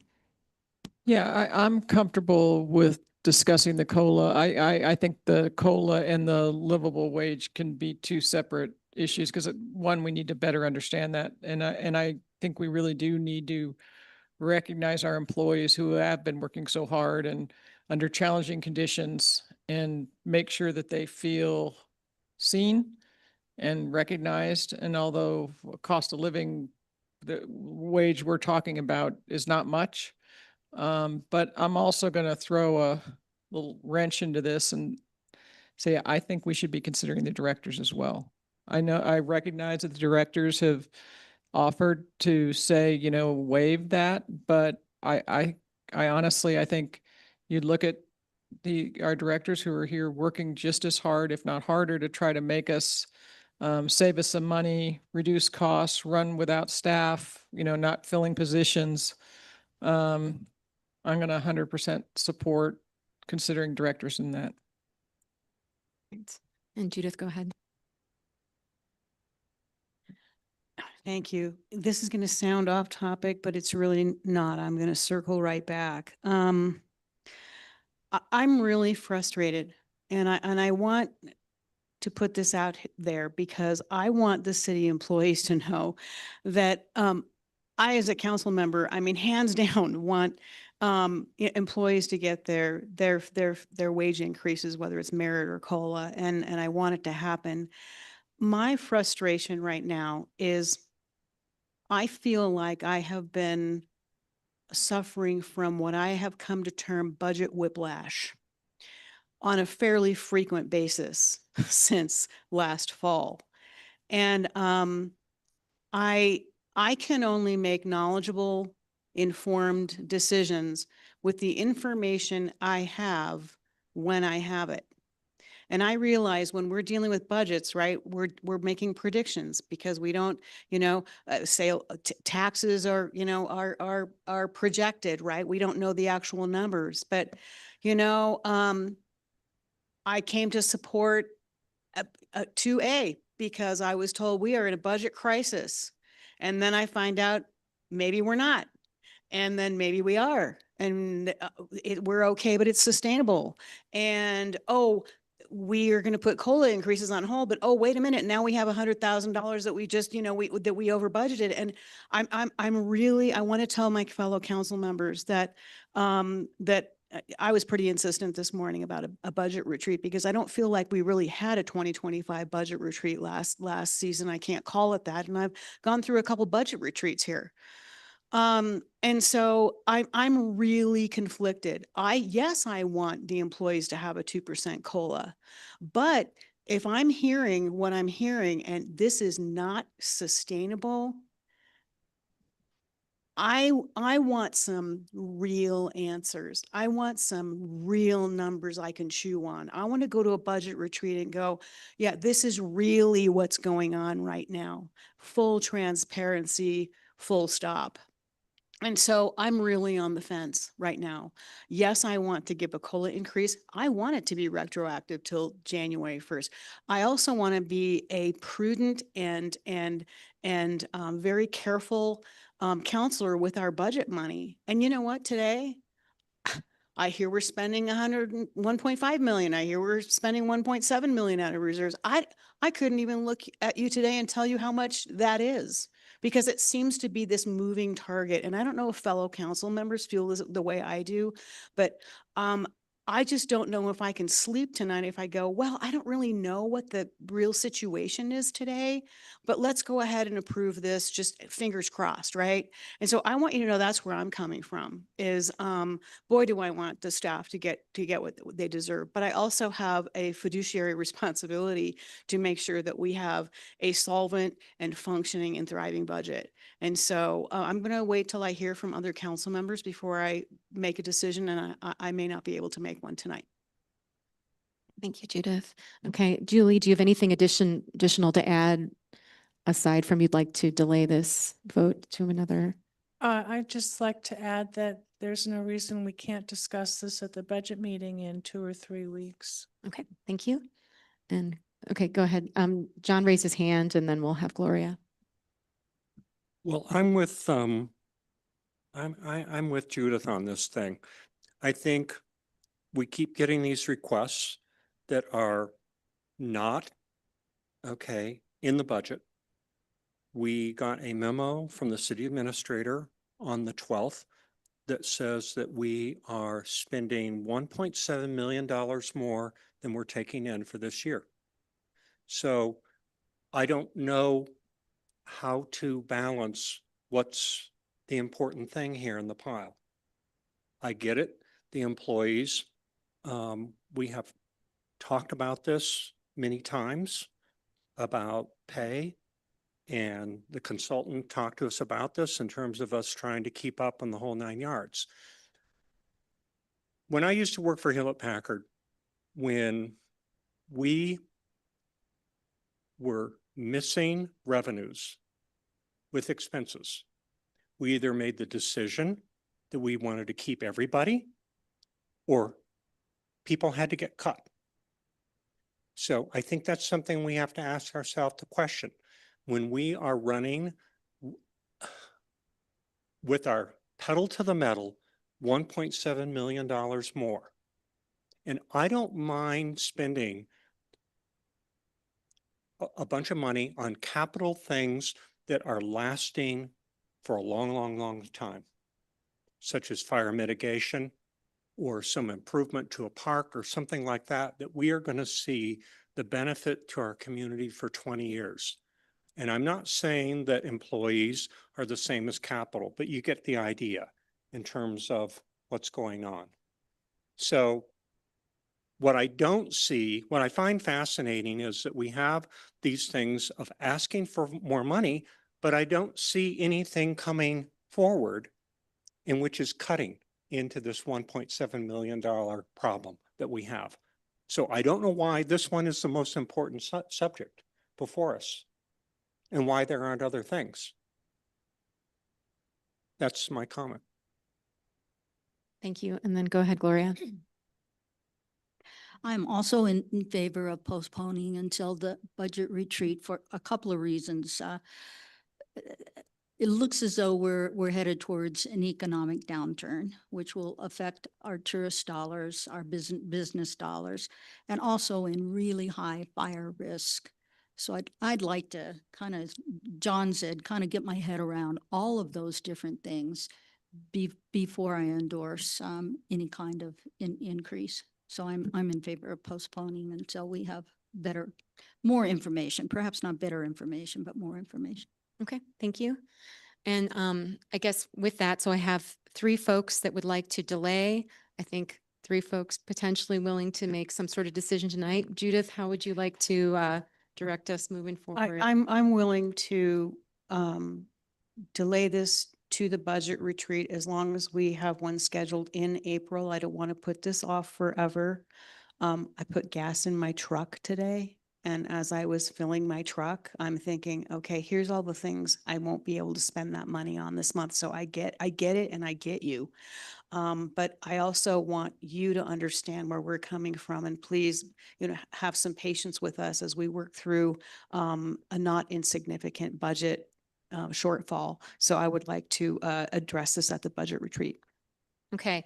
Yep, go ahead, Denise. Yeah, I just want to make a couple of statements. When the email I sent talked about the 1.5 million from the general fund that was in the budget. So that is the budgeted amount. That was what was presented to you. So it's a 1.5 million from the reserves that we will be pulling to balance the budget at this year. That was planned all along with the 1.5 from the mobility. So that is how we are balancing the budget. As you know, we also look like we're going to end 2025 with a much higher reserves than anticipated due to a couple of we came in much under budget in 2025, and that's really due to all the department heads, leadership, and staff, and many taking on 2 or 3 jobs to come in under budget. And so I did talk about that. That is not sustainable, as I mentioned. We can't continue to do that and have people working 2 or 3 jobs. It's not a good emotional health perspective for our staff. So they have worked extremely hard. This money that we're talking about here is in the budget. It is budgeted for the medical, and this was just due to incredible negotiations to get our medical down. So this isn't asking for additional money. This is asking for what's already budgeted, but it was for the medical instead of the salaries. Okay, but just to piggyback on that, I mean, we would be paying this next year as well.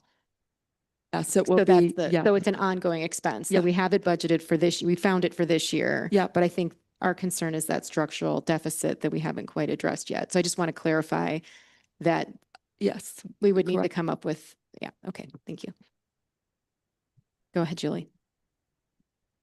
I'm not sure if the 1.5 is still accurate. I came up with 1.7, but that's one of the things that we can do at the budget retreat is figure out, we call it a balanced budget. When you're stealing almost $2 million from your savings account, I don't call that a balanced budget. I call that not living within your means.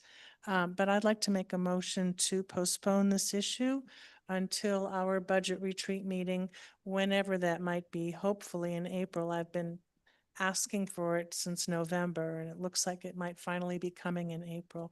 But I move to postpone this to a date certain, which would be whatever date we're told we're allowed to have a meeting to talk about the budget. I'll second. Okay, let's see, any additional conversation? Because I do think that we do need to be really specific when we have this budget meeting to request what information we need so that we can make decisions or have what we need to move forward with a clear understanding of where we would like to go with that. And I heard we'd like to potentially consider director increases as well, that we want to look at the lower salary ranges and what it would take to bring them up, conversation around a livable wage, the idea that maybe a bonus is something to consider if we don't know where the funding is going to come from next year, but we do have it budgeted this year. I'm just trying to think. So just we really need to make sure that we're clear on what we need. So if we're going to agree to this next date, and I think we're all nodding our head so that we've got that. Mayor, I'd like to add that we maintain the appropriate reserve fund. Okay, so yeah, so certainly, so also maintaining that reserve that we determined that we would like to maintain. Okay. Anything else you'd like to add today to the list for the conversation? Okay, obviously we can add it. Okay, Bob, do you have any recommendations for something that we should consider as well? I know you mentioned the MIT livable wage, but I don't think you really thought that was a good solution for our situation. Yeah, I want to dig on it a little bit more. Let me look at some of the minimums out there in the market. Let me look at how many people we have close to those minimums. Let me think on that a little bit. Okay, thank you. Need the answer today. Exactly. Okay, and so we will pick a date during correspondence if that works, if we can give it our best shot to figure out if we can find a day that we're all available for early April. And with that, I guess any additional questions before we vote? Okay, and let's vote.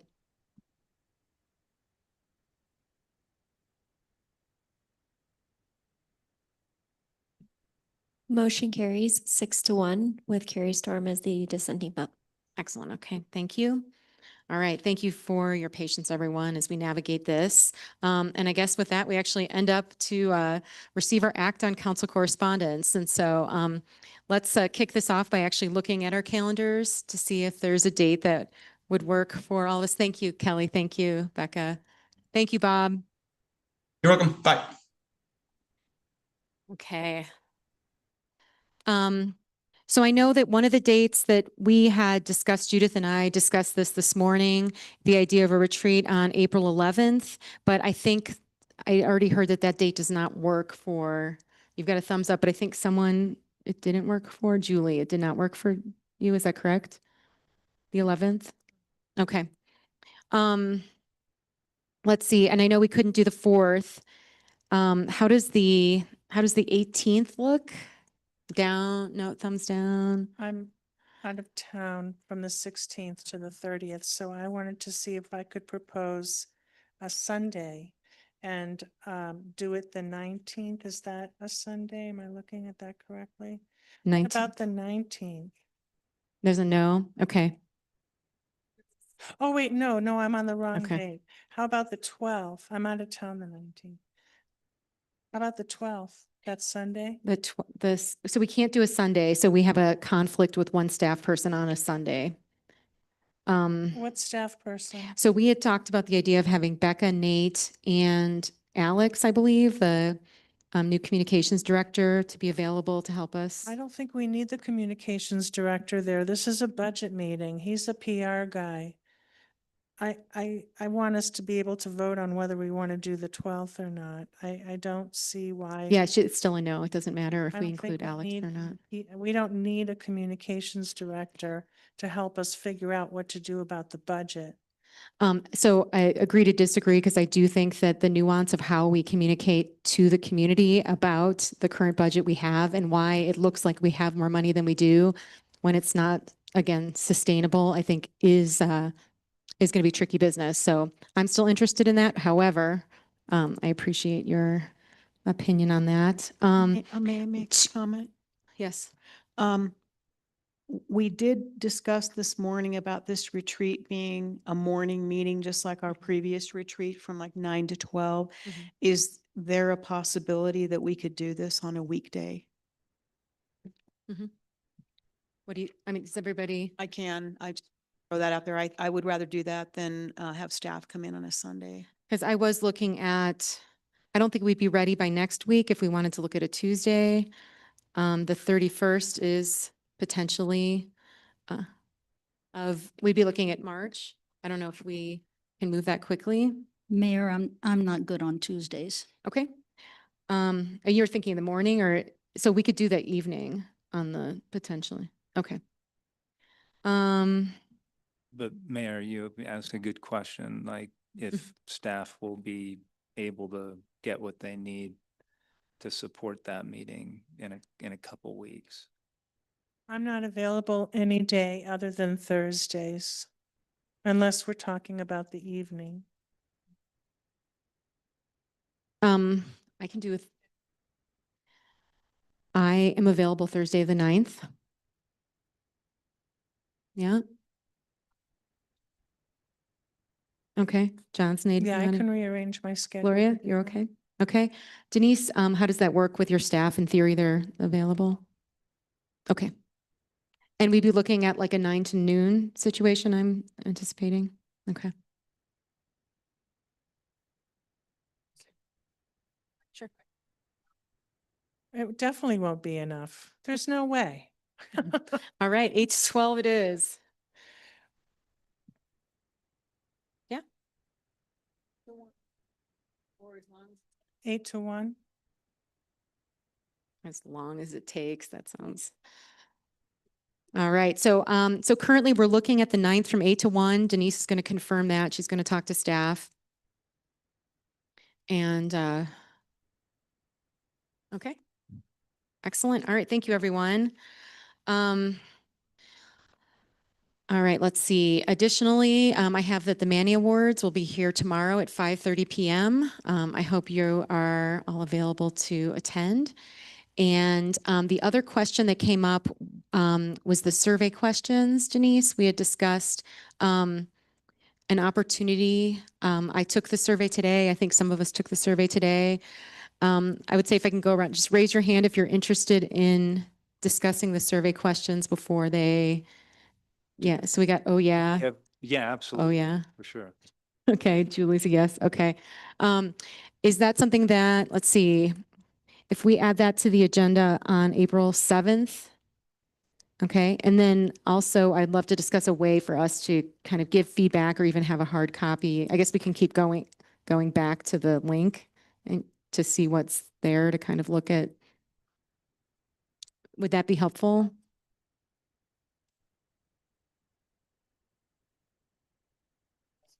Okay, so, and then you can just email that. Okay, great. Let's see. I've got, I know there was a request to discuss parking fees. That's going to be something we're going to be discussing April 14th. That's already on the agenda.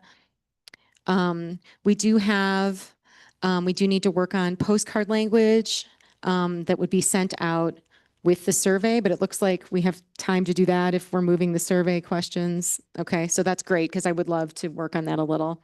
Gloria provided me with some feedback and I've made some additional changes. Let's see, what else do I have? Let's see, there's some additional sort of fee schedule questions that have come up, like the pickup and drop off lane, middle lane downtown. We had a request today to discuss EV charging fees. I don't know if those are, so I don't know if there's other fees that council would like us to discuss or consider when that agenda item comes up on the 14th. So if we can start thinking about that and getting that information to Denise, that'd be helpful. And additionally, we discussed the idea of talking about the historic green benches, discussing what the cost for that would be and what that would look like and how we plan to implement that throughout the community. I think that's all I've got for the moment. I know the list was getting, Judith, go ahead. Thank you, Mayor. First of all, Sally Fitzgerald wanted me to remind council that the Manitou Springs Food Pantry has invited us to lunch tomorrow from 12 to 1:45 at St. Andrews. So hopefully several of us can make it. I will be, I've signed up for the legislative update for the Colorado Municipal League. I think it's the 26th. It's during spring break, but I'll be attending that. And I received 2 emails today regarding the Nixon power plant in Colorado Springs and the interesting challenges that are going on with that. And I'll be looking into that a little further. There has been a request for perhaps Manitou to make a statement on that issue. And I can honestly say I don't know enough about it to make a really good presentation to you yet, but I will be looking at that this week. And that's all I have. Excellent. Julie, go ahead. I would like to ask for an update on the status of 18 Delaware and 19 Fox Path. That's property that for years and years and years, people were complaining had all kinds of junk in the yard and created as well as health issues. And it went to court and we were notified that the case was dismissed with prejudice. And so I followed up to find out what happened and the city screwed up and failed to handle the postponement issue properly. So I would like to have an update on that because even though it's with prejudice, it's an ongoing problem. So the yard is, as far as I understand, in both properties is still full with all kinds of junk. And so I would like to know if our code enforcement people are starting all over and initiating that process so that we can get back into court and do something about it. I would also like to know, not necessarily tonight, but this is just a request for information. If we've already received the PPRTA money for Lover's Lane costs, I guess that is cost several $1,000,000 just to fix that wall at Lover's Lane that is cracked. And I wanted to know if that money is already budgeted, and if so, if it's included in what we were told is our reserves, or if it's in parking enterprise or where it might be. I'd also like to have a very specific explanation about the millions of dollars that have been allegedly discovered last minute. I don't know if that means there was a calculation error or if we got an update from the state on sales tax revenue that increased our budget significantly, but I'd like a very specific explanation of that. And also before our budget meeting, I would like to know very precisely what savings were allegedly had in 2025 by the alleged combining of jobs, because as far as I can tell from the paperwork we've received, there really wasn't much at all of a cut from 24 to 25 in terms of what we're spending on salaries. So I'd like to see specifics on that so that I can feel comfortable what happened, which positions have been combined, which positions are no longer sustainable. People can't do two jobs in a 40 or 50-hour week. It's not fair. I want to see the specifics so that when we sit down and we have our meeting in April, we know more information than we have been given thus far. I also want to know what happened. I read in the city newsletter that the money that we approved to pave specific streets in 2025, and that council directed staff to go ahead and pave those streets with that money. And there was a comment in there that the city, for whatever reason, decided not to follow our direction and they did not pave those streets. We've never, to my knowledge, gotten an explanation about that. So I'd like to be updated on that and to know what, if anything, happened with that money that was set aside for that purpose. And that's all I have. Thanks. All right. Sounds like we've needed correspondence for a little while, but quick thing. Outside of the word alleged, I think we got everything in there, which is great.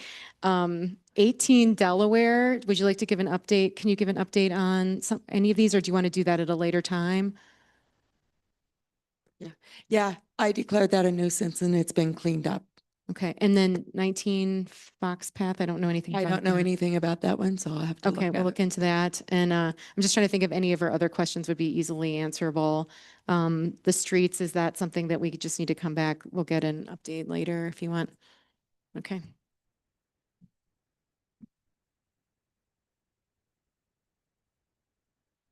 Yeah, so the streets that were approved in 2025, the method of improvement on those streets that was laid out in that plan when those bids were awarded was for just a mill and overlay on those streets. When I got here and started the position, I looked at what actually needed to be completed for those streets so that when you go in, you don't just put asphalt down and not improve the curb and gutter and the sidewalk and the drainage and all those other things that were broken right next to them, so that once you get done with the street, you're done with it and you don't have to touch it anymore. But that costs more than just the mill and overlay numbers that were originally bid. So we work with the contractor to get unit pricing. Felipe was very helpful in that as a project manager when he was in that position as well. And we negotiated new pricing for that, got that approved through PPRTA through the approved processes, and we're able to complete streets better with a better product that will last 25 years rather than just putting new asphalt on top of them. And so that's the approach going forward. Every street that we look at, we will end up doing less volume of the streets, but we will do a better treatment project that will make sure to last. So I can understand the frustration when you approve streets that you think are going to be paved, but there's a lot more that goes into the paving of the streets. And we just wanted to make sure that as staff, we were doing a due diligence and being good stewards of that PPRTA funding. And what happened to the money that we budgeted for that? So about 400,000 of that got spent. The rest got rolled into this year's budget for those PPRTA funds and will go right back into that same list of streets. The streets are out for advertisement right now, and I'm happy to go through line by line what we projected during the budget meeting of what those streets would cost if you're interested in doing that. But it's the same approach of trying to build the street correctly, fix the curb and gutter, and do those streets from 2025 that didn't get done. And will we have the information in time for our budget meeting to know what the cost will be in order to follow through with doing those streets the way you've described for in this year? Well, I've got my projected budget right now that we can outline. I've got the spreadsheet broken down of what we project that's going to be. The bid should close in 2 weeks, so we'll be able to hopefully have some responses back. I'm happy to give you the projections of what we think it's going to be, but given the market and the economics today, I just won't know until we actually get bids back. Right. Well, even if we have an estimate, if you don't have the bid back, that'll help us so that we could figure out what we're doing. I'd be happy to That'd be share that. great. Thank you. And do you want to also update us on the PPRTA funding for Lover's Lane as Yeah, well? absolutely. So we were approved for an advance allocation of our capital funds through PPRTA. So basically the funds that we would be getting every year and what we projected to get, we got an approval for an advanced allocation. Right now, because of where we're at in the design stage, we're about close to 30%. And then we're looking at doing a CMGC project approach kind of the same way that we did with Hiawatha Gardens to be more effective with those funds. We wouldn't get those funds reimbursed back. So it's not like we have to hold all the money in our budget to spend. We would get that money reimbursed back as pay applications would come through on a monthly basis. And do you also know about the status of I thought it was PPRTA money. I could be mistaken. That was going to be given to us to help with Lover's Lane. And it was something about, we were told something about they're going to give us the next 5 years worth of money all at once. But then for the next 5 years, we don't, it's a lump sum to compensate us for all 5 years. So that's the only money. We won't be getting any other money from them for the next 5 years. Is that correct? Or is there still an opportunity for them to help us fund the road repair issues? So these are two separate fund buckets out of PPRTA. So the Lover's Lane project that we're talking about is roughly $2.4 million. That comes out of the PPRTA capital fund bucket, which is different than the PPRTA maintenance budget that we're using for all the road repairs. So the road repair program will keep being funded every single year. We'll spend everything that we can out of that, do the road section, and then have the next set of roads allocated. That's funded. The PPRTA capital funds is for Lover's Lane. That's the big fund that we're not borrowing against, but we're taking an advanced allocation. It's like cash advance for a paycheck or something like that. It's kind of the way you can look at it.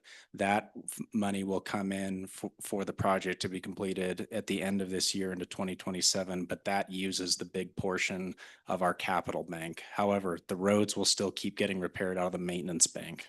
And is that a 50-50 cost share? So they're paying 1.2 million and then the other 1.2 million we're paying?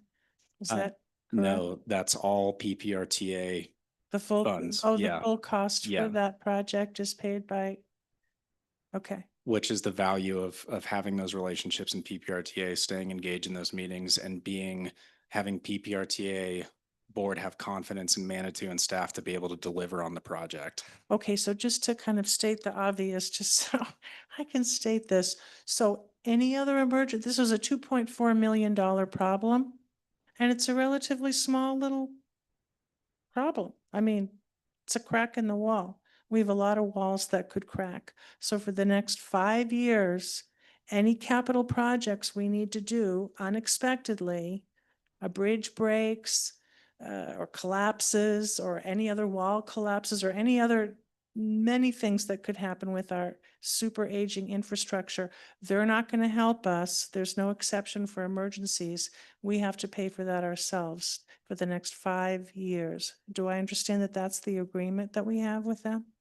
Not necessarily. So if there is a true emergency, and there's so many different fund buckets, so I'll just go line by line through them. So there's the wall maintenance fund that comes out of the general fund for walls such as the Waltham Wall that was recently done, or the wall up on Midland, that are those smaller value projects that are cracked, they need repairs. That's what we spend that money out of. For bridges, which tend to be very expensive projects, we do an allocation every year of around $100,000 towards a bucket that is just allocated. So if a bridge goes out, we have that savings reserved just for that bridge repair. There's also a lot of opportunities for local aid typically to apply for if there's a bridge that fails as well. So that can be used as a match, that can be used towards the whole repair, that can be used towards shoring, it can be used towards a number of things, but we allocate that money every year to be able to put that in the savings just for bridge repairs.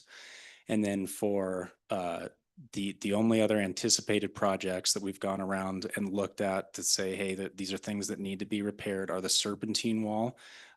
And the good thing about that one is even when funding was so competitive for the long-range transportation plan and the allocation for the TAC, I mean, right now, just to give you perspective, almost all the agencies are looking at funding existing projects and not being able to ask for new projects just because there's no federal funding available.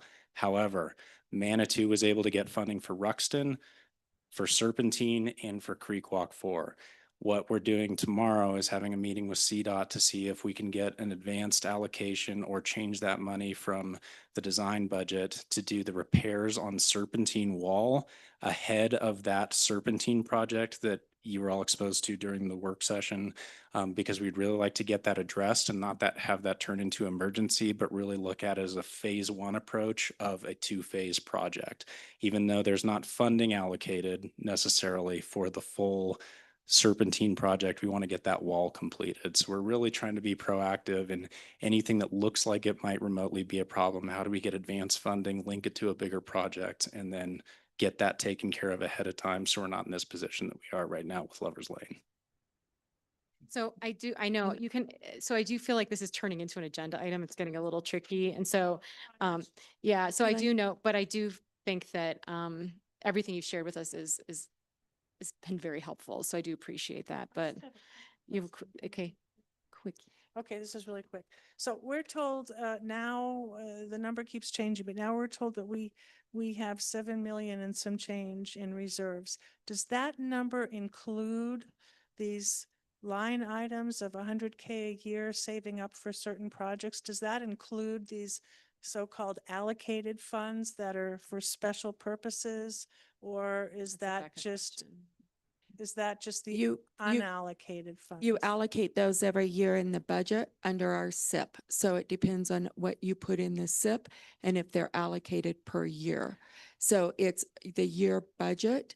So if we do 100,000 every year in the SIP, then that comes in that year's budget. So 2028 or 2027, if you do 100,000 in the bridge, then that goes into the bridge repair and it stays there in the capital. So it's not in reserves, which was the So it's not of the reserves, right? So the number, because you didn't answer my question. So the number that you gave us for how much we have in reserves, represents money that has not been allocated for any special use. Correct. Okay, thank you. And I want to add one more thing is if there's an emergency, we also have a little bit more in PPRTA that we can pull from. And it really depends on all of our partners who says, yes, go ahead and take this for the next 4 years also. So there is always those partners that we work with to help with funding, and the county is always willing to support and help when they can. And Ben was correct. They do. They really have been impressed by Manitou. Gloria. Yep. I have some Ward 3 updates for you.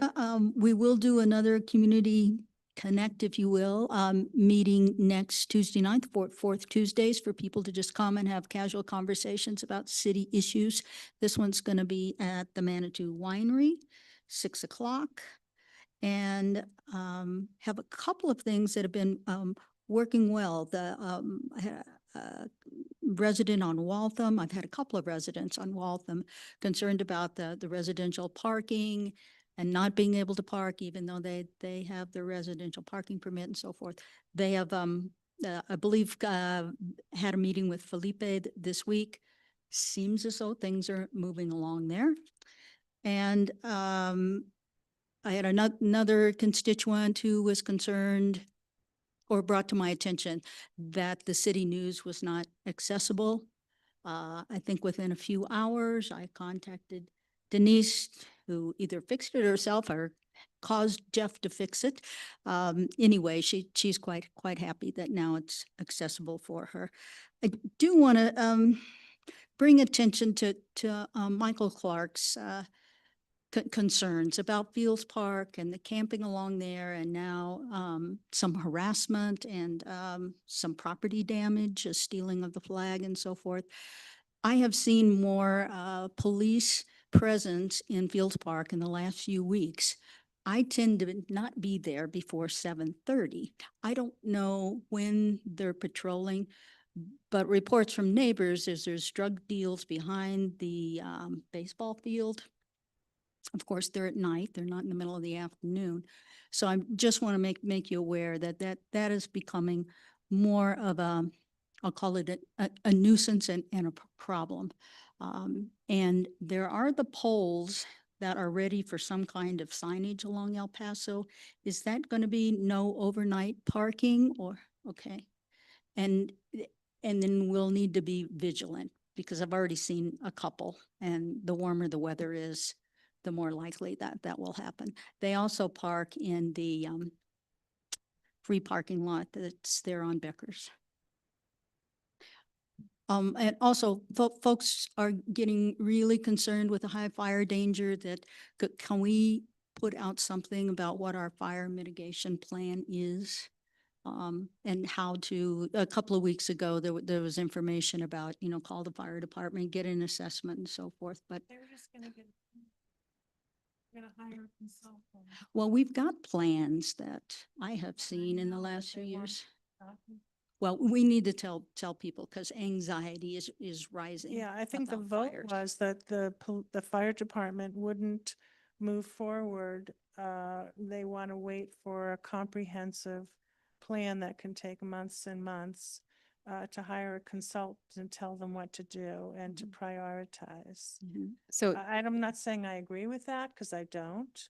But I believe that's where we stand with that, if that's what you want to tell the public. So that actually, that's not my understanding of what happened. My understanding was that they were all happening simultaneously, so that they were going to be actively working on things all year while they're also actively working on a plan. There were multiple layers. However, again, when would be a good time to get an update on sort of where we are? What do you think in terms of, again, I don't know if this is a question of how we want to handle communication throughout the city in the coming months, because this is, I believe, a concern that we're all hearing from our residents and I'll everyone. have the frankly. fire department put an email out. Okay, thank you. Mayor, one more, and this impacts all of us. I'm interested in redrawing the lines of our wards and our at-large areas. And I'd like to have a conversation about the pros and cons of that. I'd be interested in 4 wards, 2 at-large positions, and then, of course, a mayor. As I brought this up to Denise, I was thinking I would do that the second year, but would require voter approval. And given the cost of having an election, be better to do that this August, is that right? You would need to have it on the ballot in August, so you would have to Yeah. do the work for that, yeah. Okay, excellent. Thank you. That was on my list and what did Okay, make this thank list, you. so I appreciate that. John, would you like to add to the really long list that is our correspondence today? I guess I want to know what, as a review, what our process is going to be to deal with this survey. So we will have hard copies, or we'll have an electronic version, I guess, that we can print out that will be available in the next day or so. And then we'll have that, and then we'll have it be an agenda item on April 7th. Okay. And in terms of between now and then, I'll sort of work on the best way for us to give feedback between now and then, but I think that we should have what we need. Okay, thank you. Okay, all right, Nate, go ahead. I didn't wear green today, but I thought it was worth saying happy St. Patty's Day. I see some green in the crowd. My water bottle's green. So happy St. Patty's Day. A lot of good celebrations over the weekend. All right, thank you. And go ahead, Carrie. I just wanted to make a note on the fire mitigation. So I've worked with the fire department this last week to have them come out and do the evaluation on my house. And I've got now Tall Timbers came out also and gave me a quote to remediate the oak forest I have a 1/4 acre approximately. And I'm going to go through that process, and I'm going to kind of try to document it, do pictures, and then try to do a little story on Facebook or whatever to tell people how, show people how it goes. Mike was out there, he's signed off on it. It's like a $1,200 project. The city's gonna match 500, I'll pay 700 and get that work done. So I'll just try to highlight that as part of the mitigation effort. Excellent, thank you. Rihanna, Denise? Okay, here we go. Oh, sorry, did you? Okay, all right, Denise. So just a couple of things. The Manny Awards is tomorrow night. Hope to see all of you there. Budget meeting is Thursday night, budget meeting 101. Citizens Academy was last night, and we did Parks and Rec, and it was great. Coffee with the City Administrator is on Thursday, 7 to 9, and I've been asked to have a couple of those in the evenings. So I will start having coffee with the City Administrator in evenings. I just don't have dates yet. And we still have parks to be adopted. So if you know of somebody that would like to adopt a park, please have them get online or contact Jillian, because we still have numerous parks that need adopted for the summer to help with cleanup and doing those things. So that's all I have. And I just wanted to piggyback on the budget conversation on Thursday, that it'd be beneficial for all of us to attend, but certainly newer folks, if you'd like to jump in on that, I plan to be there. Great. Thank you, Denise. Okay, and with that, we are going to move to executive session. And it's an executive session to hold a conference with the city attorney for legal advice pursuant to section 5.1C of the City of Manitou Springs Home Rule Charter concerning Manitou and Pikes Peak Railway Company versus City of Manitou Springs, Colorado, El Paso County District Court Case number 2025 CV 30766. Do I have a motion to go into executive session? So moved. All right, and a second? Second. All right, and a vote.